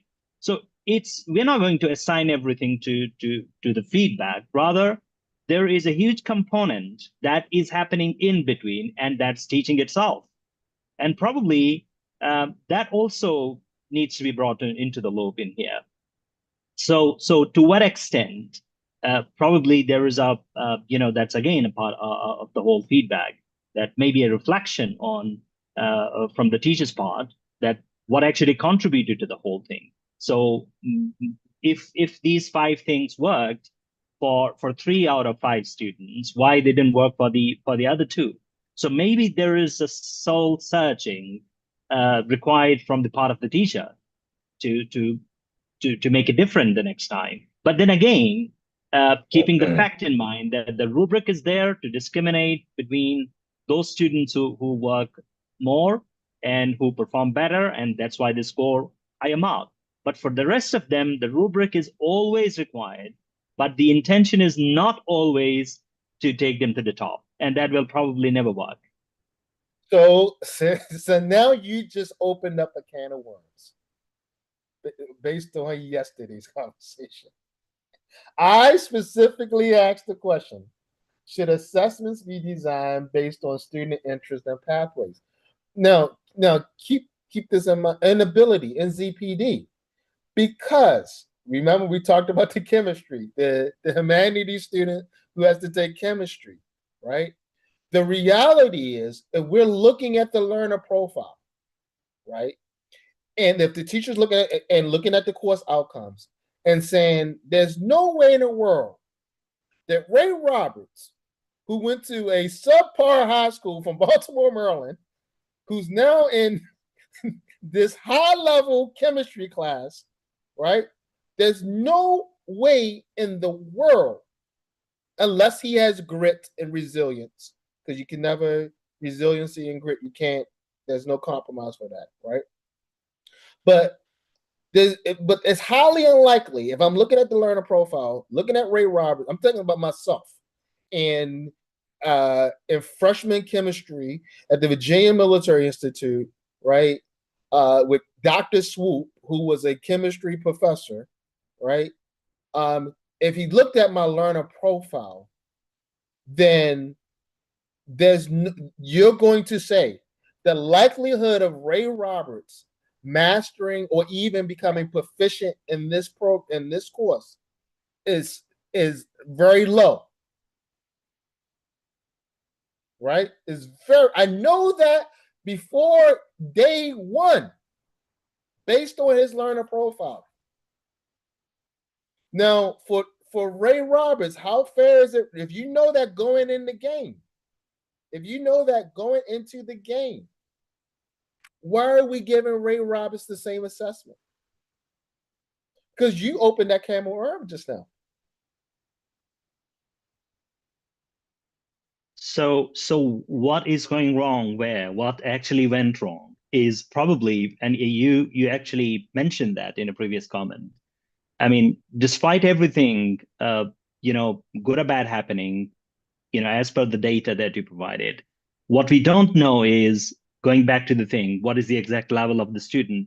Maybe the interventions that have happened in the classroom have had no impact on the student, and these students entered the classroom at the same level and they are performing the same way. So there has been no positive impact of everything that you have done. And honestly, it's not just an assertion. I've seen this happening. I mean, we have been happy seeing students who are doing well. Oh, I have a good group of students. I mean, probably we have never said that, okay, I have a group of students who need more help and I'm happy with them, right? So normally, all this thing is, we are all happy with having a group of students who are already doing well, and that is, it's not being too critical of teachers. We sometimes need that thing, that probably provides us the burden that we go through. So there's some sort of relief, but at the same time, the assessment of an individual test. I mean, for me, it could have been, let's say, I would always go for a second test. So let's say that's why probably in most of our universities here in the kingdom, there are, probably Dr. Ihab mentioned that we have 2 midterms, right? And this is why we have those things, because if we have, multiple exams and we see the progress happening, so again, it brings me back to a very important thing, and that is that, most of the assessment thing should be for the progress made, and that will be different from student to student rather than a final score that's happening. So a student who already came at the highest level, desired for that level, and he's at the same level, didn't make any progress, but there's another student who came at the lowest level and he got to somewhere in the middle, so he jumped 2 steps up there. So for me, that student should get more marks and more grades and higher grade than the one who was at the same level. So just a few comments on that. You allow me. Unfortunately, we don't do that. Go ahead, Doc. Go ahead, Doc. If you allow me, that I think even if you have a student, if the result, again, as Ahmed said, If you have all the students scoring 90 and above, then we would say that the assessment is good and the teaching is good. But it's not always the case, and we've seen it. Like you go and teach pre-med student, and all of them are studious. So it's not because of our intervention, but because they are good anyway. So our intervention actually did not affect them much. But if you talk to students who are, let's say, in pre-pharma or pre-whatever it is, in courses that are very low, and you see that their progression has surpassed maybe 120, but nevertheless, they did not make it to the A level, but they came anyway with minus 100 or minus 120%, and you got them to 100, or you got them to level, let's say not 100, you get them to 10. So you brought them from minus 100 and you brought them to plus 10. So that's a huge achievement. So even that, the kind of feedback that we need to give those students is that you did a good job, yet because the way the course is structured, we cannot give you more than 10, but you have changed greatly. So that message needs to come across. Again, yesterday, maybe you saw that I posted on LinkedIn, there is this dilemma between the agency, our agency. So in a case of Ahmed, he's saying that we need to give them more grade. But unfortunately, the system is structured in a particular way that we cannot do that because we're dealing with an institutional system that is fixed in a way it evaluates people. But in our feedback, we must acknowledge that for the teacher and for the student, you're doing a great job because you move those students 100%, 120. Nevertheless, they didn't make it. So that's because we didn't know about the learner profile at the beginning. That's my point. So that becomes an issue of consequential validity, right? Consequential validity and also is fairness, because normally we assume that we always say, oh, everybody is subjected to the same course and they should do the same and all of that. But we forget that actually education is trying to do the equality, but we never start an equal level anyway. So that's a good segue.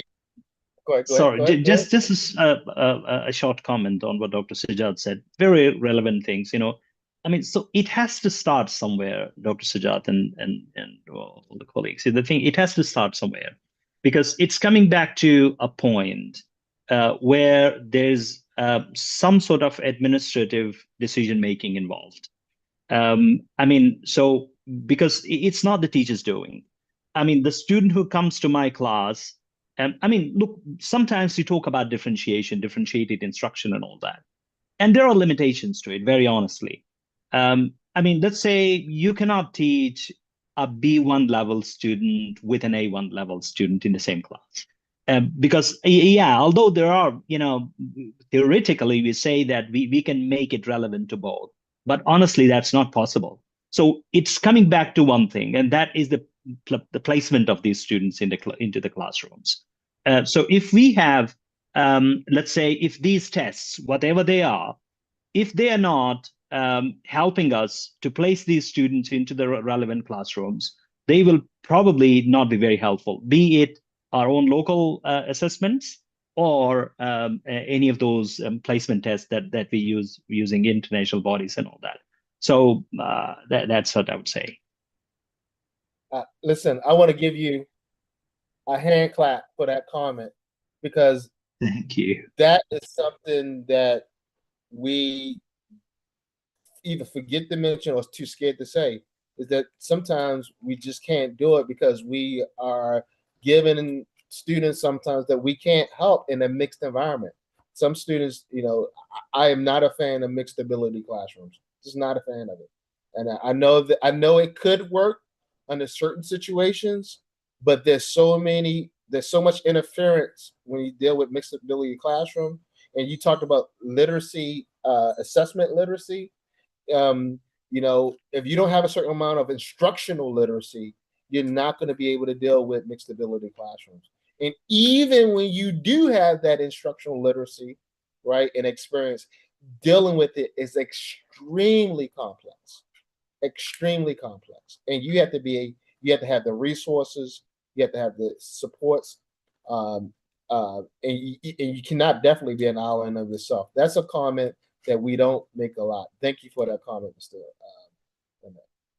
All right, let's wrap it up in our last module, which deals with, oddly enough, what we just talked about, which is equity. So let's deal with equity and bias. That's what we're talking about.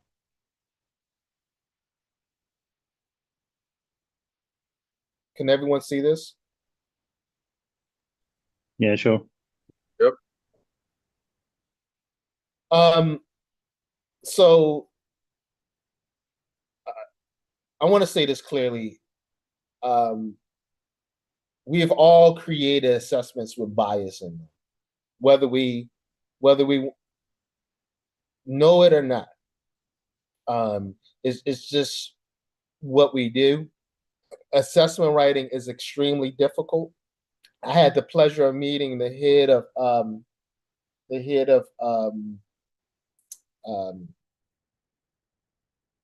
what's the guys that do TOEFL, ETS Asia, before he passed away, and we had lunch together years ago.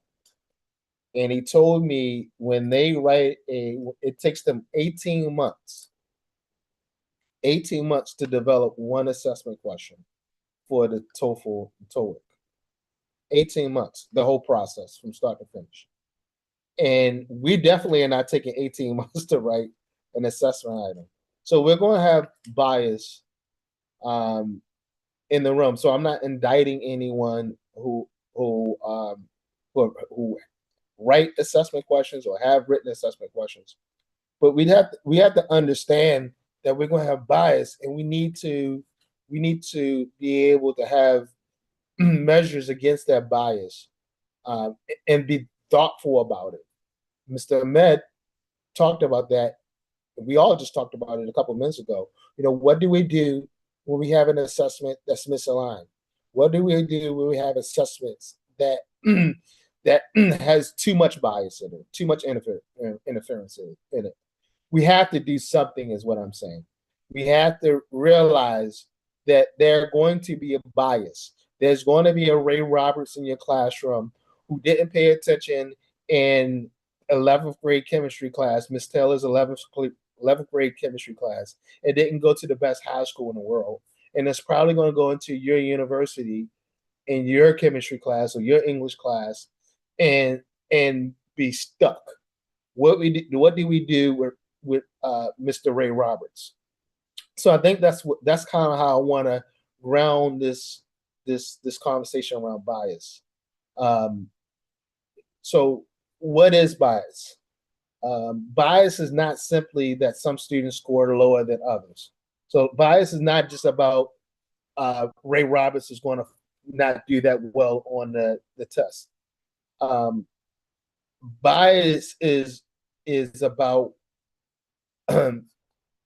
how Ray Roberts has low opportunities to doing well in this test because he's simply not there, right? Bias in an assessment means that assessment itself is introducing a barrier that is unrelated to the skill, right? Just completely unrelated to the skill that it claims it measures, right? And a lot of times in our assessments, we have skills that's measuring other things, or we create barriers that have nothing to do with the measurement of the construct, right? And that can look differently for different students. And then I hate to say it, but that's why we have to have the learner profile to help us measure against that bias. Because if we have the learner profile, we can go to the assessment unit and say, I have a Ray Roberts. I can go to Dr. Sajjad and I can plead my case. I think going to Mr. Ahmed's point, and taking it a step further, that's our job as educators. No, our job is not to learn for the student. You said that in the first couple minutes of our conversation today. That's the learner's job, is to do the learning. But our job is to advocate in instruction and even in assessment, even when we don't have a lot of control of the assessment. I can go to the student affairs. I can go to the dean. I can go to Mr. Ahab and say, hey, look, Mr. Ahab, I know you got pulled. I got this student in my class. This is this issue. I know it's highly likely that he's going to struggle with this situation or how we do this business, especially when it comes to assessment. What can we do to lower the barrier for this student? So I don't know, does anyone see bias differently?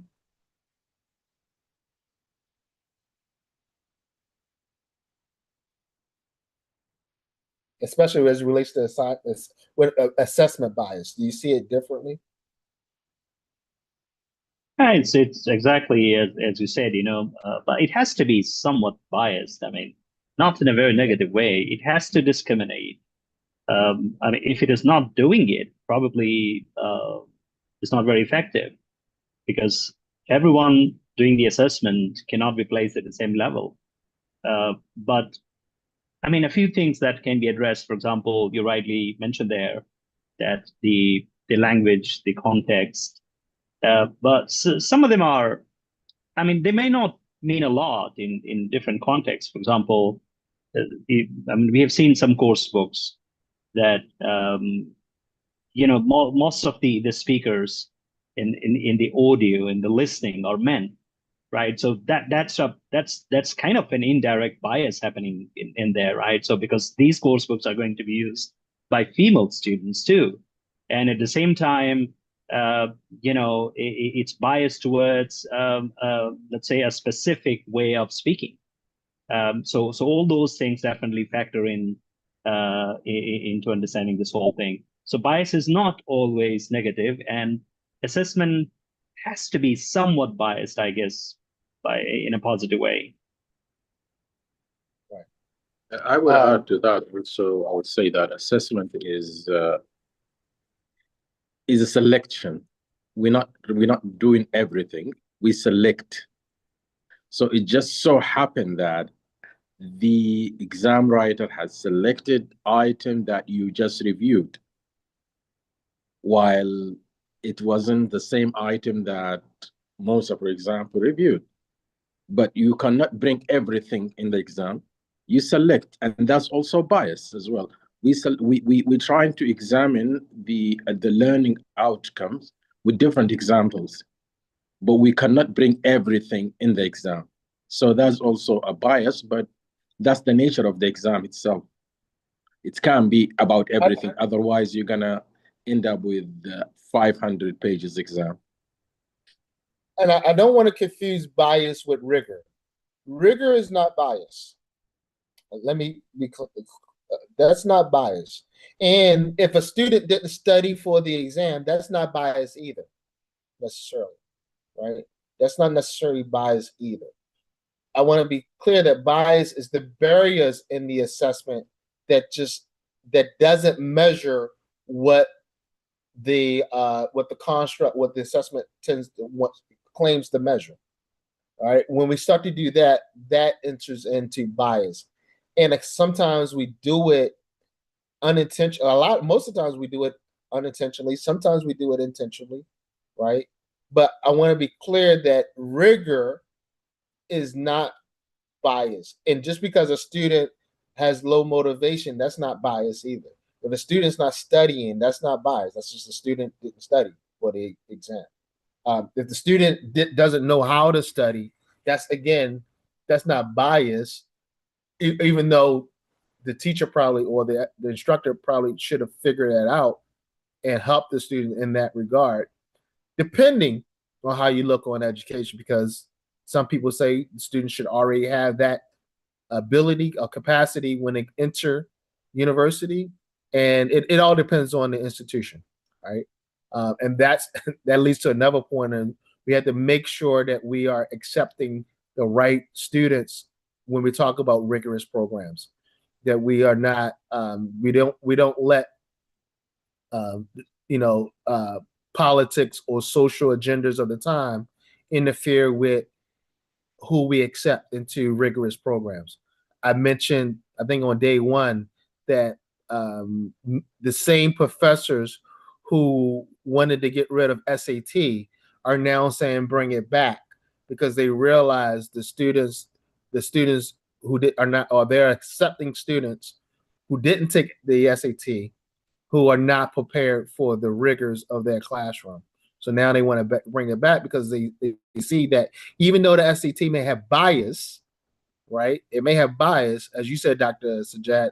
That bias is that interference is beneficial to the overall goal of the institute or the university, or to the learning process, because you don't want to accept students who just don't have it, right, in your program. That goes back to the conversation of mixed abilities, right? We can't just all say, you know, mainstream and put, you know, just have mixed ability classroom. We have to have that bias of separating them when it's appropriate. We have the bias of language, right? Here's a classic example, a 5th grade math word problem. All right, ready for this one? Bias of language. A 5th grade math word problem. Maria goes to the farmer's market and buys 3 pounds of heirloom tomatoes at $2.75 per pound and a bunch of kale for $1.50. How much does she spend altogether? If a student doesn't know what a farmer's market is, or a student has never encountered the word heirloom in this context, is this a math problem or a cultural knowledge problem? The math skill is simple. The language is the potential barrier. Now, this doesn't mean that we shouldn't have context in math problems or word problems, but we also have to understand that context does matter. We know that. You know, we're educators. We know that context matters, but we have to make sure we're using a context that's accessible to all our learners, right? The learners who are going to be taking that assessment. This is the big beef with the SAT, by the way. Or provide enough scaffolding to make them familiar with the context when it comes up. So in this case of Maria and the tomatoes in the farmer's market, some people may say, Ray, come on, you're being ridiculous. This is an easy question. All you got to do is add the two together, bada bing, bada boom. But I'm going to tell you from personal experience, I remember in K-12 scenarios taking tests like the California Achievement Test and being so wrapped up into the context. Farmer's market. I mean, you tell some kid in urban America, a farmer's market, heirloom tomatoes, right? What? Kale, right? You get so wrapped up into the context. And I even see it at the university that the main goal, which is being able to add the two items together, gets lost, and there's a ton of interference. So we have to just be mindful, rather, of bias in the language that we use when we word problems. Any retort to that? Even like I say, in the university, speaking or even in the writing classes, sometime when you ask, well, let's say we're doing cause and effect, and you ask the student to write, for example, about petrol or oil. And I found that actually interesting because even in their own language, they don't have the knowledge to talk about it. So when you introduce a language or a topic that students are completely unfamiliar with, especially in exam, you say, well, I told them cause and effect. I'm just giving them a different topic about cause and effect. So make sure that topic is something that very familiar to the student, and they are able to talk or write about, excuse me. So that's also the kind of bias we need to be careful about. Also, I remember the other day before we changed the curriculum about 8 years ago, we asked the student to talk about Halloween, and they're never exposed to Halloween, and they don't know what it is, and they don't know when it occurs. So we have and you ask them to talk about a famous character, let's say in the state. I remember a student were asked to talk about Nelson Mandela. I know that everybody knows about Nelson Mandela, but not a kid in Riyadh that never traveled abroad and never read in English would know about Nelson Mandela and what they did. So all these things are biases that we introduce without unintentionally, maybe unintentionally. So that's something we need to be careful about when it comes to exams. We have cultural context. I think you just hit on that, Dr. Sajjad. Cultural context as it relates to assessments.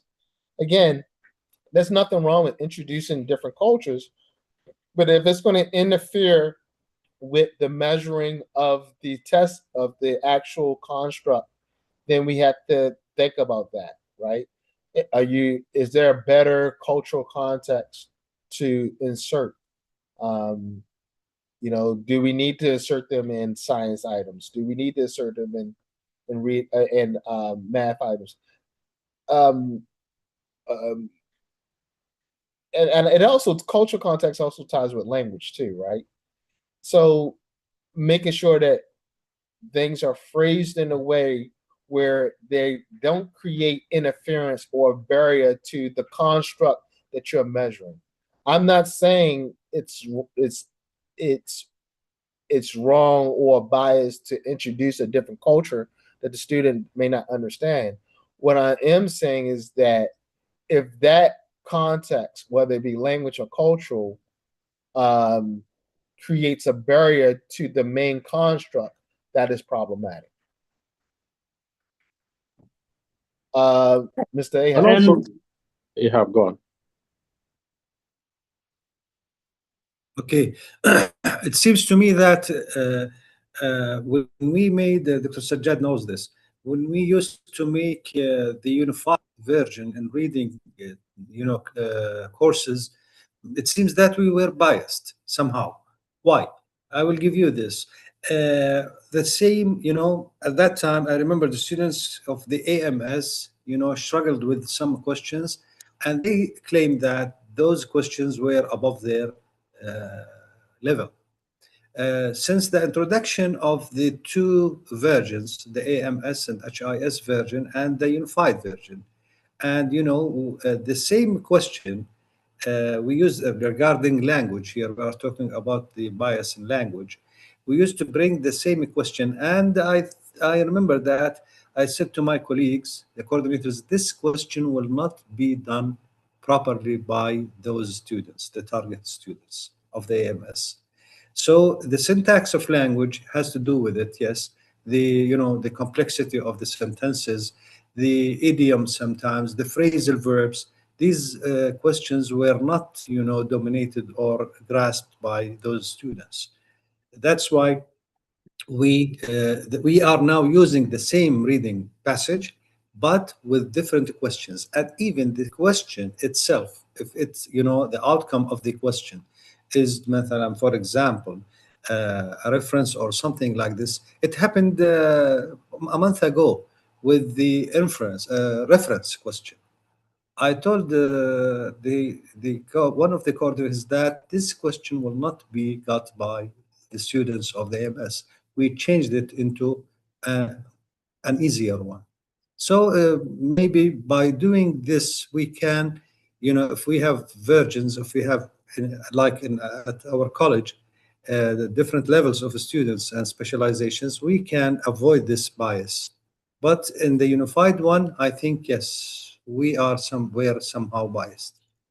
And that's my point. Thank you. I also remember that maybe a couple of years ago, we had a high failure rate in chemistry. And when we looked at the chemistry itself, we found that the student, they know the knowledge of chemistry, but the problem was in the language in which the exam was communicated.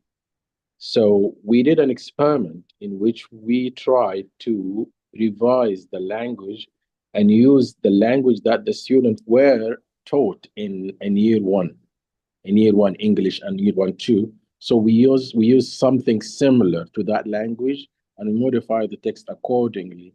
And that actually helped change the student exam result and the outcome of the exam. So the focus become mostly on the chemistry knowledge rather than the medium itself, the language itself.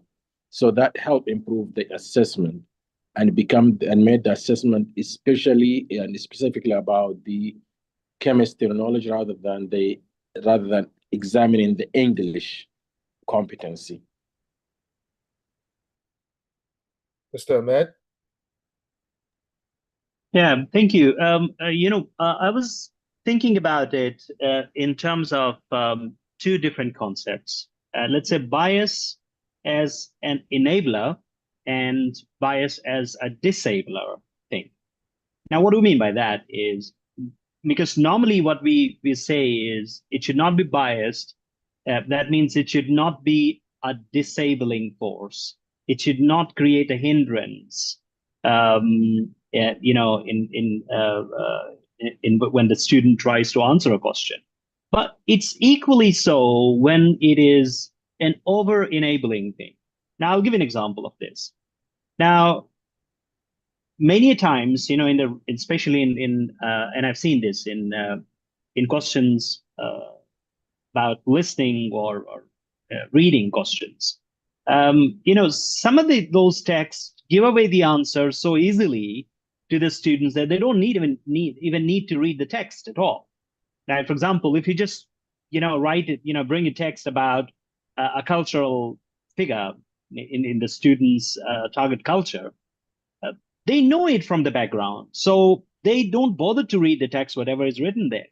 So that way, it's over-enabling or over-enabler, right? So that's again, I don't know if that you would consider that as enabler or what type of bias is that. The opposite is definitely we talked about it. Look, we are the other point I was thinking about. Let me say that too. We are living in an age of AI technology and all that. Most of the exams in my work context, we use a tool called the question mark. I don't know if you use that or not. The question mark basically allows us to some sort of adaptive type of assessment, and all the students don't get the same exams. So in a hall, there are 25 to 30 students taking the exam, and somehow there are 4 to 5 different versions of the exams which appear when they do it in the language lab. So they do it. So I was just thinking that is it possible that at some stage these question mark guys, give us a feature that they allow us to, let's say, 15 to 20 different themes we will feed into the system, and before the student starts the exam, they are allowed to choose what sort of theme they want to see in their exam. For example, students coming from the rural areas, they might say, okay, I just want to choose farming, and I want to choose relationships. And okay, so most of my question should be around these themes, right? And someone interested in technology might choose, okay, most of them should be from the technology themes, because the theme should not be a hindrance, because the students are still doing it. They are still answering questions. They're still using language in doing that.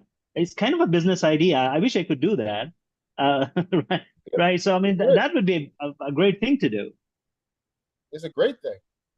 I would take it a step further. I think it can be done. The technology is there, and I think it's the future. I mentioned this yesterday with adaptive learning, where we connect the learner profile with the assessment with the course. So you have the learner profile, the assessment that's related to the course itself. So whoever's in charge of the course can put in the standards or the course outcomes, the skills that the student needs to be assessed on, and then the adaptive AI person does what it has to do. Boom, boom, boom, boom, boom, boom. This is what Ray's like. This is what Ray likes. Boom, boom, boom, boom. This is what Ray needs. This is what Ray expects. And this is what the course likes. This is what the course needs. This is what the course expects. And then shoot out 50 questions. And with different modalities.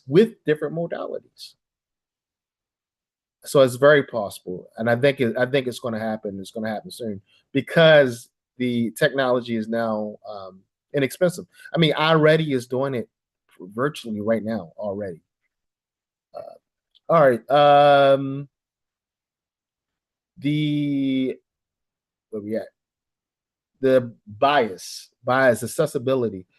Accessibility is where I want to be precise about the distinction between the barrier that is related to the construct and the one that isn't. If I'm measuring reading fluency, then the student's ability to process text quickly is a part of the construct. A time reading fluency probe is measuring exactly what it claims to. But if I'm measuring content, knowledge, and history, and I give a 45-minute exam where the average student completes 90% of the items, then for a student with a slow processing speed, I'm measuring something other than history of knowledge.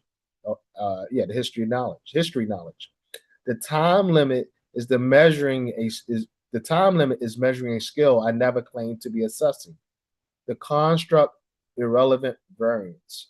I mean, that is construct irrelevant variance, right? And it's an accessibility issue. The question is always, is the barrier related to the thing I'm trying to measure? So, for time tests, is the number one accessibility issue. And again, there's a proctoring aspect to it. So there's we can't give students 5 hours to take an exam. I think that's probably what we do well at KSAW. We give students enough time to answer the questions. In fact, we might give them, in some cases, a little too much time. But I think overall, from our context at KSAW, we do that pretty well. The accessibility issue, the students are now able to bring their own laptops or tablets, right, that fits their wants, needs, and expectations. So I think from that perspective, we do it very well. The other aspect is things that we might not think about, like fonts and font sizes. Making sure the font sizes are big enough. Sometimes, and that's something we don't think about. We don't know if a person is nearsighted or not. We don't know if they have their glasses on. We don't know if they have been examined or even know that they're nearsighted.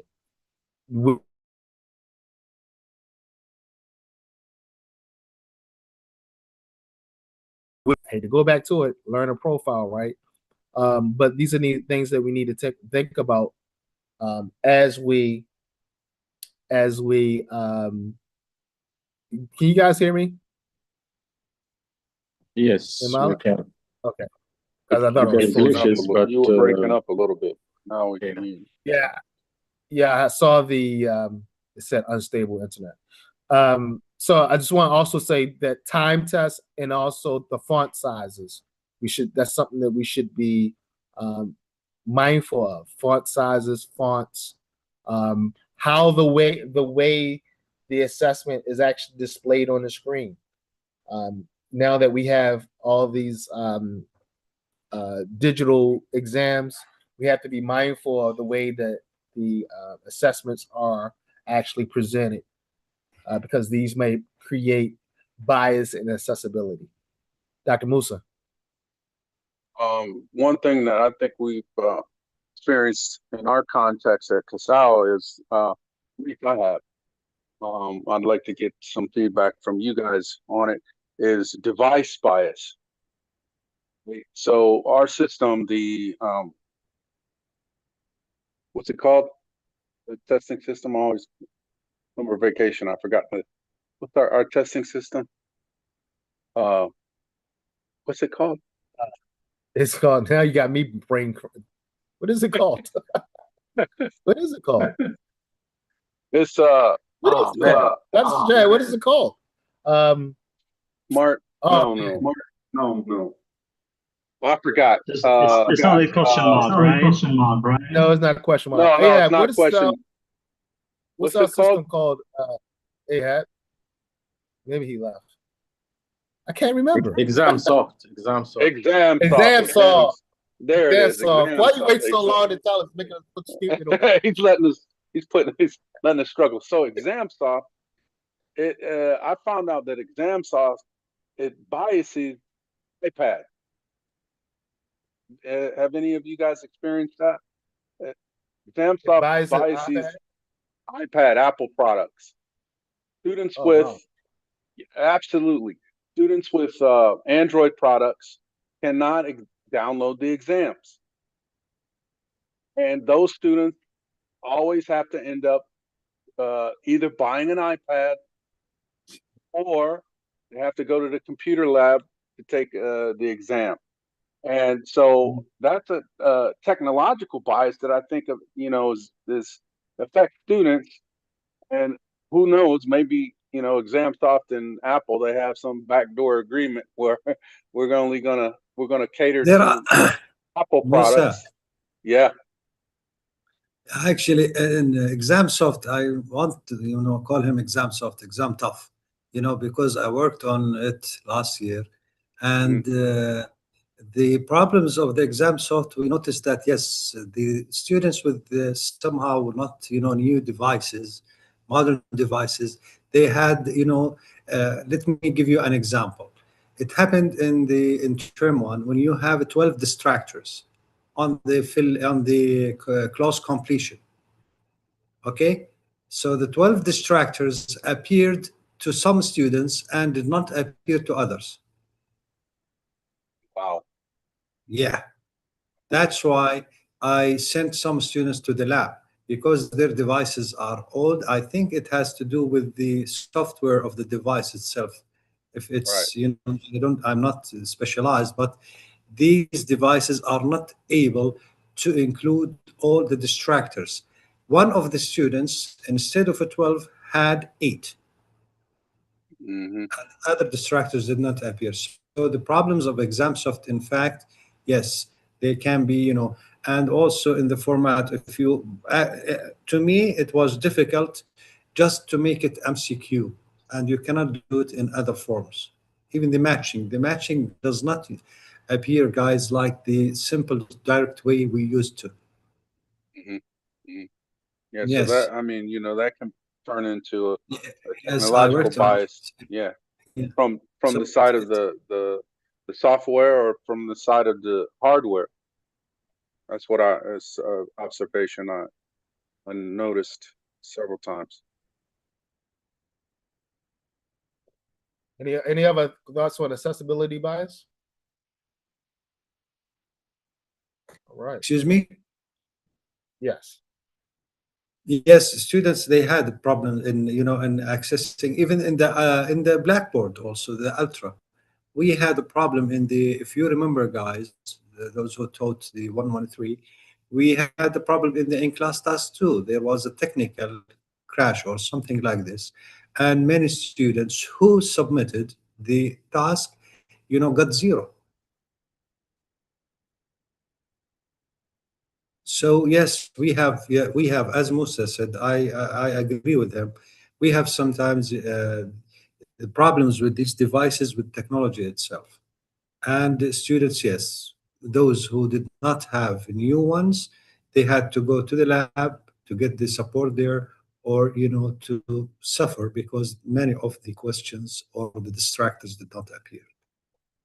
That's why it's ideally, when you're giving digital exams, you should provide the equipment. Ideally, So all the students should go to the computer lab or be issued the same device so they have the same experience.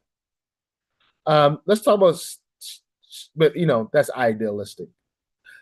Stereotype threat. This is one of the most important findings in the psychology of education. And I want to make sure it lands clearly. In 1995, Claude Still and Joshua Aronson conducted a study with Black students, Black college students at Stanford. They gave all the students the same set of verbal test items from the GRE. One group was told they were taking a test of cognitive ability. The other was told it was a laboratory problem-solving test, not evaluating ability. The group told it was a cognitive ability test significantly underperformed. Same students, same items, different framing. The activation of negative stereotype, Black students are less capable on cognitive tests, measurably reduced performance. That has since been replicated in dozens of studies with different groups, different stereotypes, different contexts. Stereotype threat is real. It operates in our classrooms, and it means that how we and it means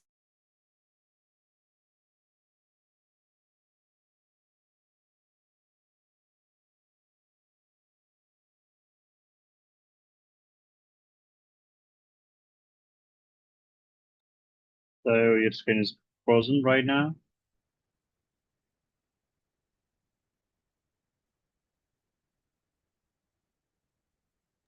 We lost him. Can you guys hear me?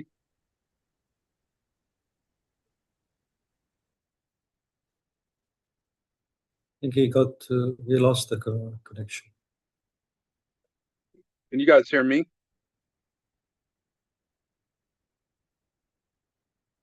We lost. I'm sorry. I think I got kicked out for a second. Yeah. But Stop playing your game. Just turn your computer off. I think my son is playing a game. They might have, I don't know. As soon as he sat down to play the game, the computer went haywire. Just I only got a couple more minutes. Just go and do what you were doing before. All right. I'm sorry about that. Did we lose a couple people? Dr. Sajad. All right. So what I was saying was, I don't know how much you guys lost, at what point I dropped off, but they actually did a study when it comes to stereotype bias. Pull this back up. There was an actual study that was conducted, and in that study, they took students at Stanford University, smart students. Getting Stanford's Ivy League, right? And they gave them one test, but they labeled it differently. Then they gave this to Black students, Black Stanford University students. And one half of the students, they were told it was a cognitive test. And the other half of the students, they were told it was just a laboratory assessment and that they weren't being graded on it. The Black students who were told that it was a cognitive test underperformed on it by a lot. And so they replicated this test or this experiment dozens of times, and they came up with similar results. And it really just speaks to the fact that stereotype threat is real. And I'm not sure how much we could do about it, but be mindful of it. And it is not just a black and white issue. It's just stereotypes in general. If you have a group of students who come from a particular demographic, it could be women in mathematics, right? Because this idea that women don't do well in math or certain sciences, physics, and things like that. It could be groups, age groups, elderly people with memory, right? We just need to be aware that this idea of stereotype threat, which is reflective of our society, can affect how students take assessments. I'm gonna leave that where it is. Anyone else want to comment on that? Just the idea that we're at least mindful of it. So so that can inform how we act when we have students who may come from a certain demographic or be a part of a certain group. You just need to be mindful of it in our instruction and how we present the assessment, how the assessment is presented. It's interesting that just to implanting an idea can change that. Yeah, can change the outcome of the assessment. Because I'm looking at white men in athletic performance, right? The example on the lower half. It's it kind of highlights the psychosomatic information that a lot of us are aware of, especially like placebo effect in medicine and medication, right? And it really highlights that these stereotypes and most stereotypes are, of course, are not true. But if the person believes that stereotype is true, then it can have it can affect the outcome, their belief, So it's very important how we should highlight motivation, highlight self-competency, highlight the ability. I always tell my students, you can do it. Anybody can do it. You can do it. You have to, and it's really true. You really have to believe that you can do something. And but that's because of resiliency and grit, right? You can't account for it. Yeah, but so like not every student has that agency, not every student has that self-confidence, because a lot of what we do as teachers, some teachers may disagree, or educators, or whatever you want to call it, they don't believe that it's our job to motivate students. I've heard educators say that. It's not my job to motivate them or her. It's their job to motivate them. But I would put forth that it is our job to be motivators, and it is our job to help to assist students and support them in any way we can. And if a student is lacking self-confidence, then we should try to help them display their competency where they can display their competency, give them opportunities and support to display their competency, because it's real. It's really real. If a student has low self-confidence, and that's going to affect their agency, that's going to affect their efficacy. And sometimes students just feel like, hey, I cannot do this. That's all I wanted to say, basically. Yeah, that's real. Miss Amal. I want to share something from my own experience. I've noticed some of my students, they perform much better when I describe the test or the assessment as a learning opportunity for them, not just rather than a high static test or something they need to get good grades on. So I think it makes it easy for them and more comfortable. Right. Because it may reduce that stereotype that I can't do it because. Anyone else? And again, I don't think I'm not an advocate for everyone going out there. I'm not saying that we should be social justice warriors or anything like that. I'm not saying that at all. What I'm saying is that we should be just mindful of how we present information, how we present ideas. I'm really pointing the finger at myself. How we present ideas, so we're not engaging that real thing of stereotype threat.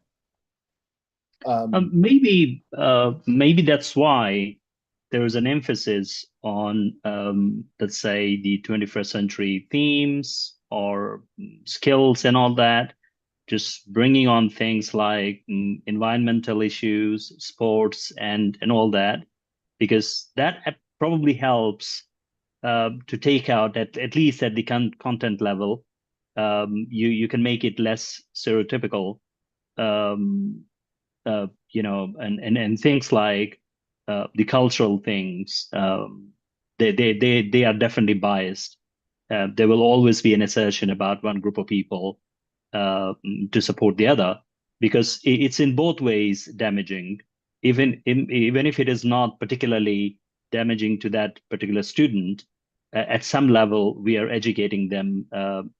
We are making them biased in general as human beings. So those things will always be there. Dr. Sajjad, didn't you publish a paper on this topic of agency and bias? I remember you published a paper on something regarding this. No, that's Wasn't it about agency and bias?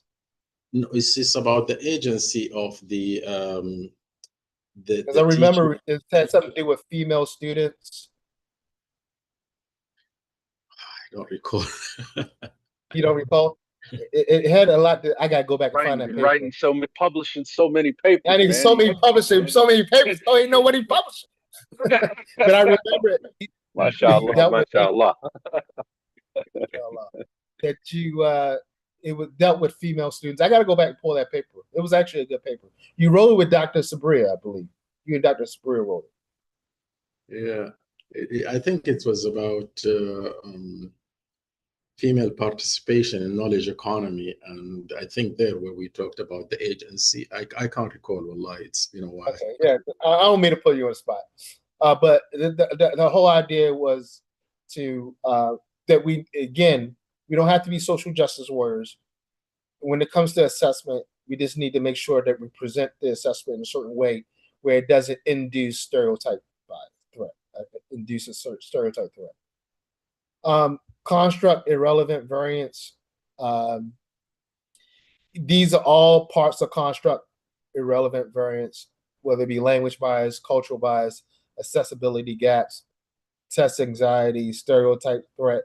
We all need to make sure that we are measuring what we intend, the construct that we intend to measure. And that means we need to make sure that we know our course well. We know the course outcomes well. If we have a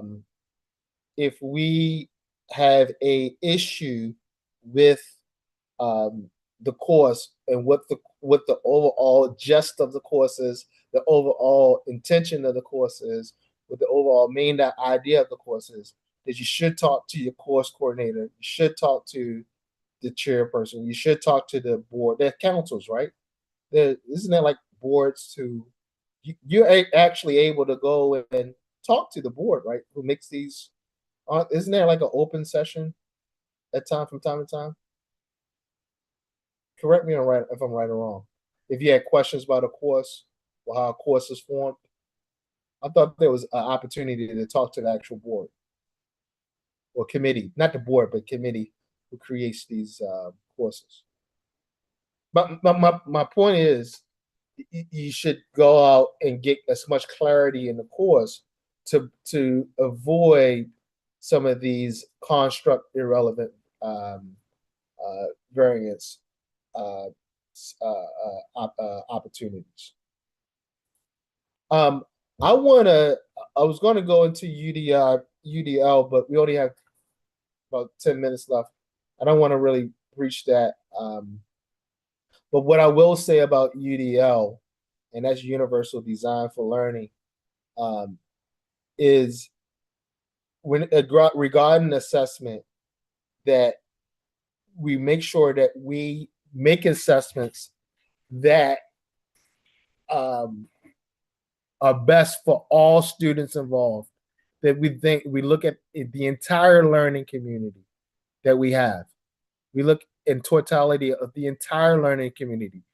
I think often when we create assessments, we have yes, the course outcomes in mind, and we think about this ideal learner, right? This A student who's going to be the next Rhodes Scholar. Mr. Ahmed talked about it earlier. Every student is not going to be a Rhodes Scholar. Every student, is not going to be the case, right? Some students are going to get by the hairs of their chinny chin chin. But those students may become the next CEO of an insurance company, or the next, that student may do the groundbreaking surgery, right? So we need to make sure that we create, or UDL in essence is about creating instruction or creating assessment that keeps in mind and that is beneficial to all learners. And that we're not just looking at the future Rhodes Scholar and saying we're going to write this test to make it to so we can identify the next Rhodes Scholar. But we're writing this test to make sure that everyone who takes the test has the opportunity to do their best on this assessment, right? Based on their ZPD. And that's how I interpret UDL. We don't have a lot of time to get into UDL a lot, but we do have about 7 minutes. Anybody else want to talk about UDL or want to make a comment on what I just said about creating assessments where all learners were able to do the best that they can on that assessment?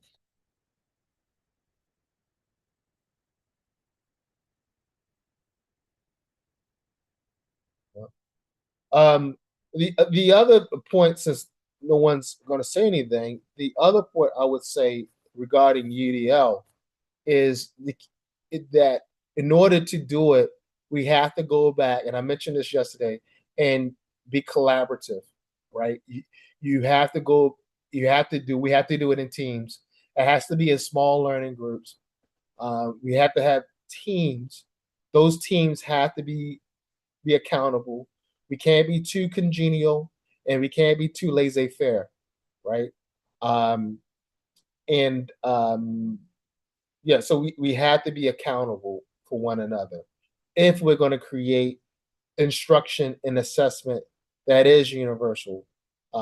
Because once we do that, I think a lot of the interference that we sometimes face and a lot of the reactive things that we do will be reduced.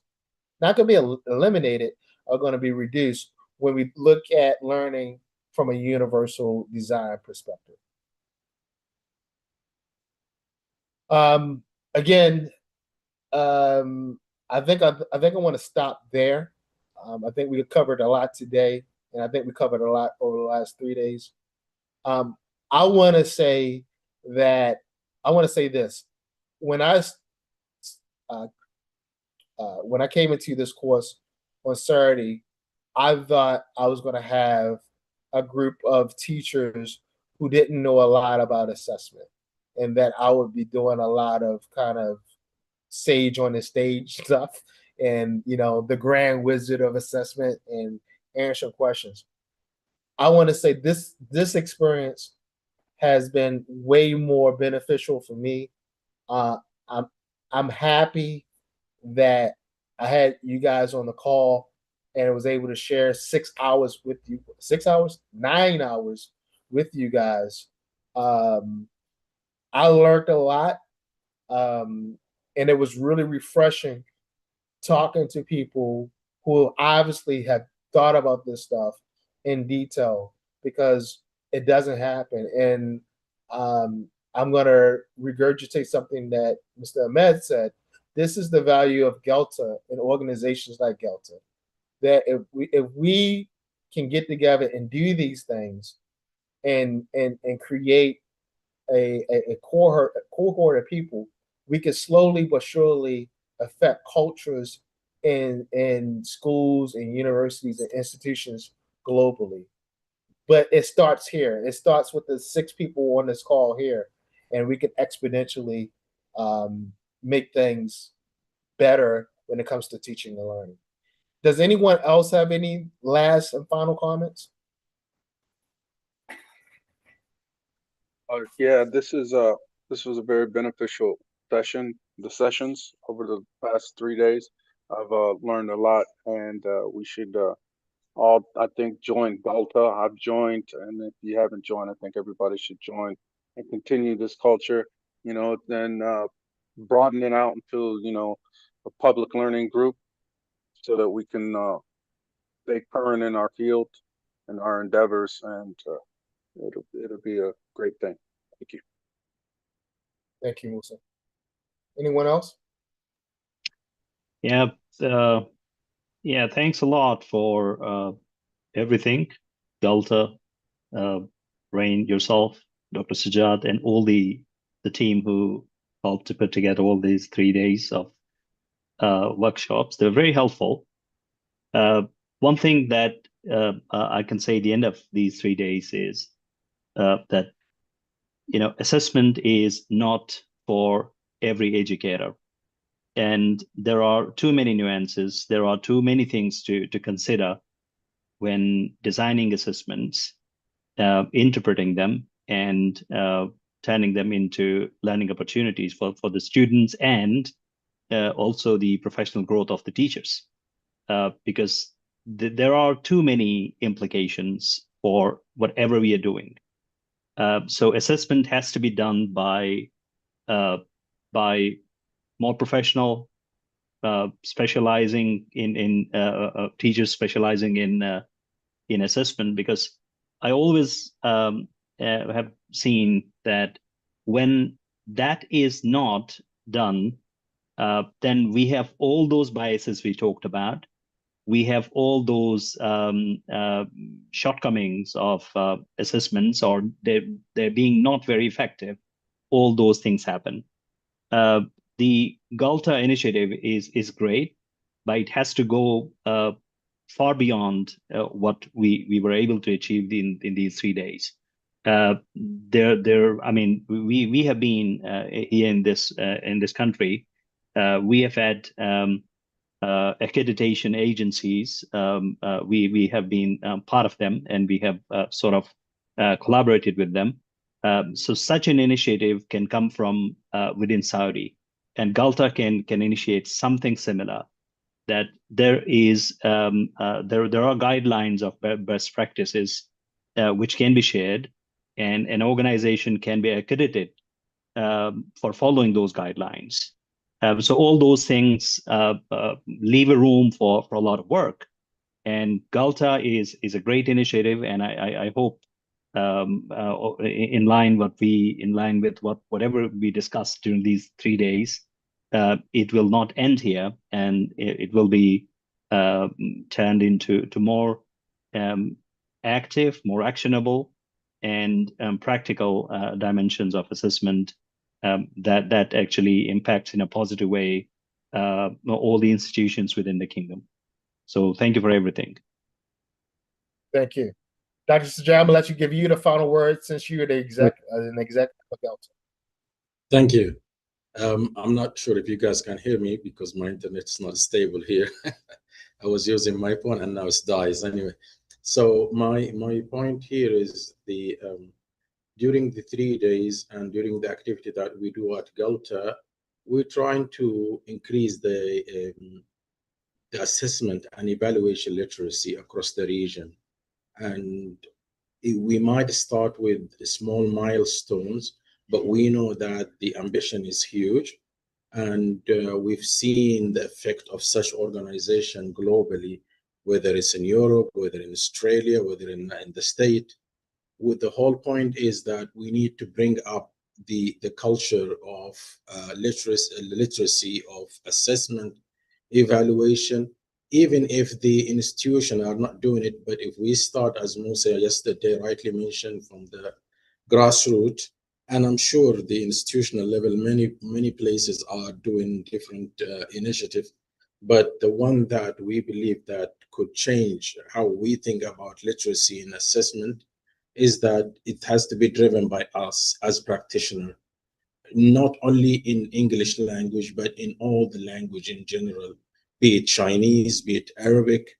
I can see that now the King Salman Institute for Arabic Language, they're developing their own exam for similar to IELTS and TOEFL in Arabic language. And all these initiatives, it seems that there are movement that is trying to improve the nature of assessment across languages in general, not only Arabic. And I'm hoping that the initiative like this would help us move forward and compete globally in terms of language assessment. And by the help of people like you and people who are ambassador now to their organization, are able to take whatever we discussed today here and what we discussed yesterday. And there are going to be also further sessions about we having another one. I think is going to be, I think, in November or December, is about using AI in item writing by Dr. Rossi. I think her name, Olina Rossi. She's doing another workshop also at the end of the year.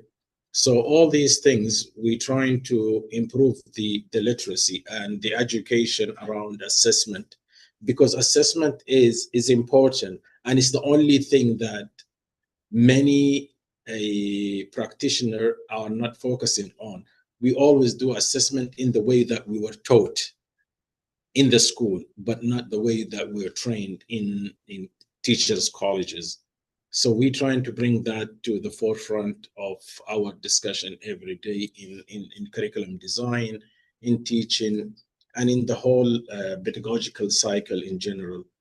Thank you, Rainer, for this session. And if you guys are agreeable, I would like to take a screenshot of us in this meeting. If you like to, yes, and a big smile from Ihab as well. And we would like to take a screenshot. It's the first time I see you without Shaman. Ah.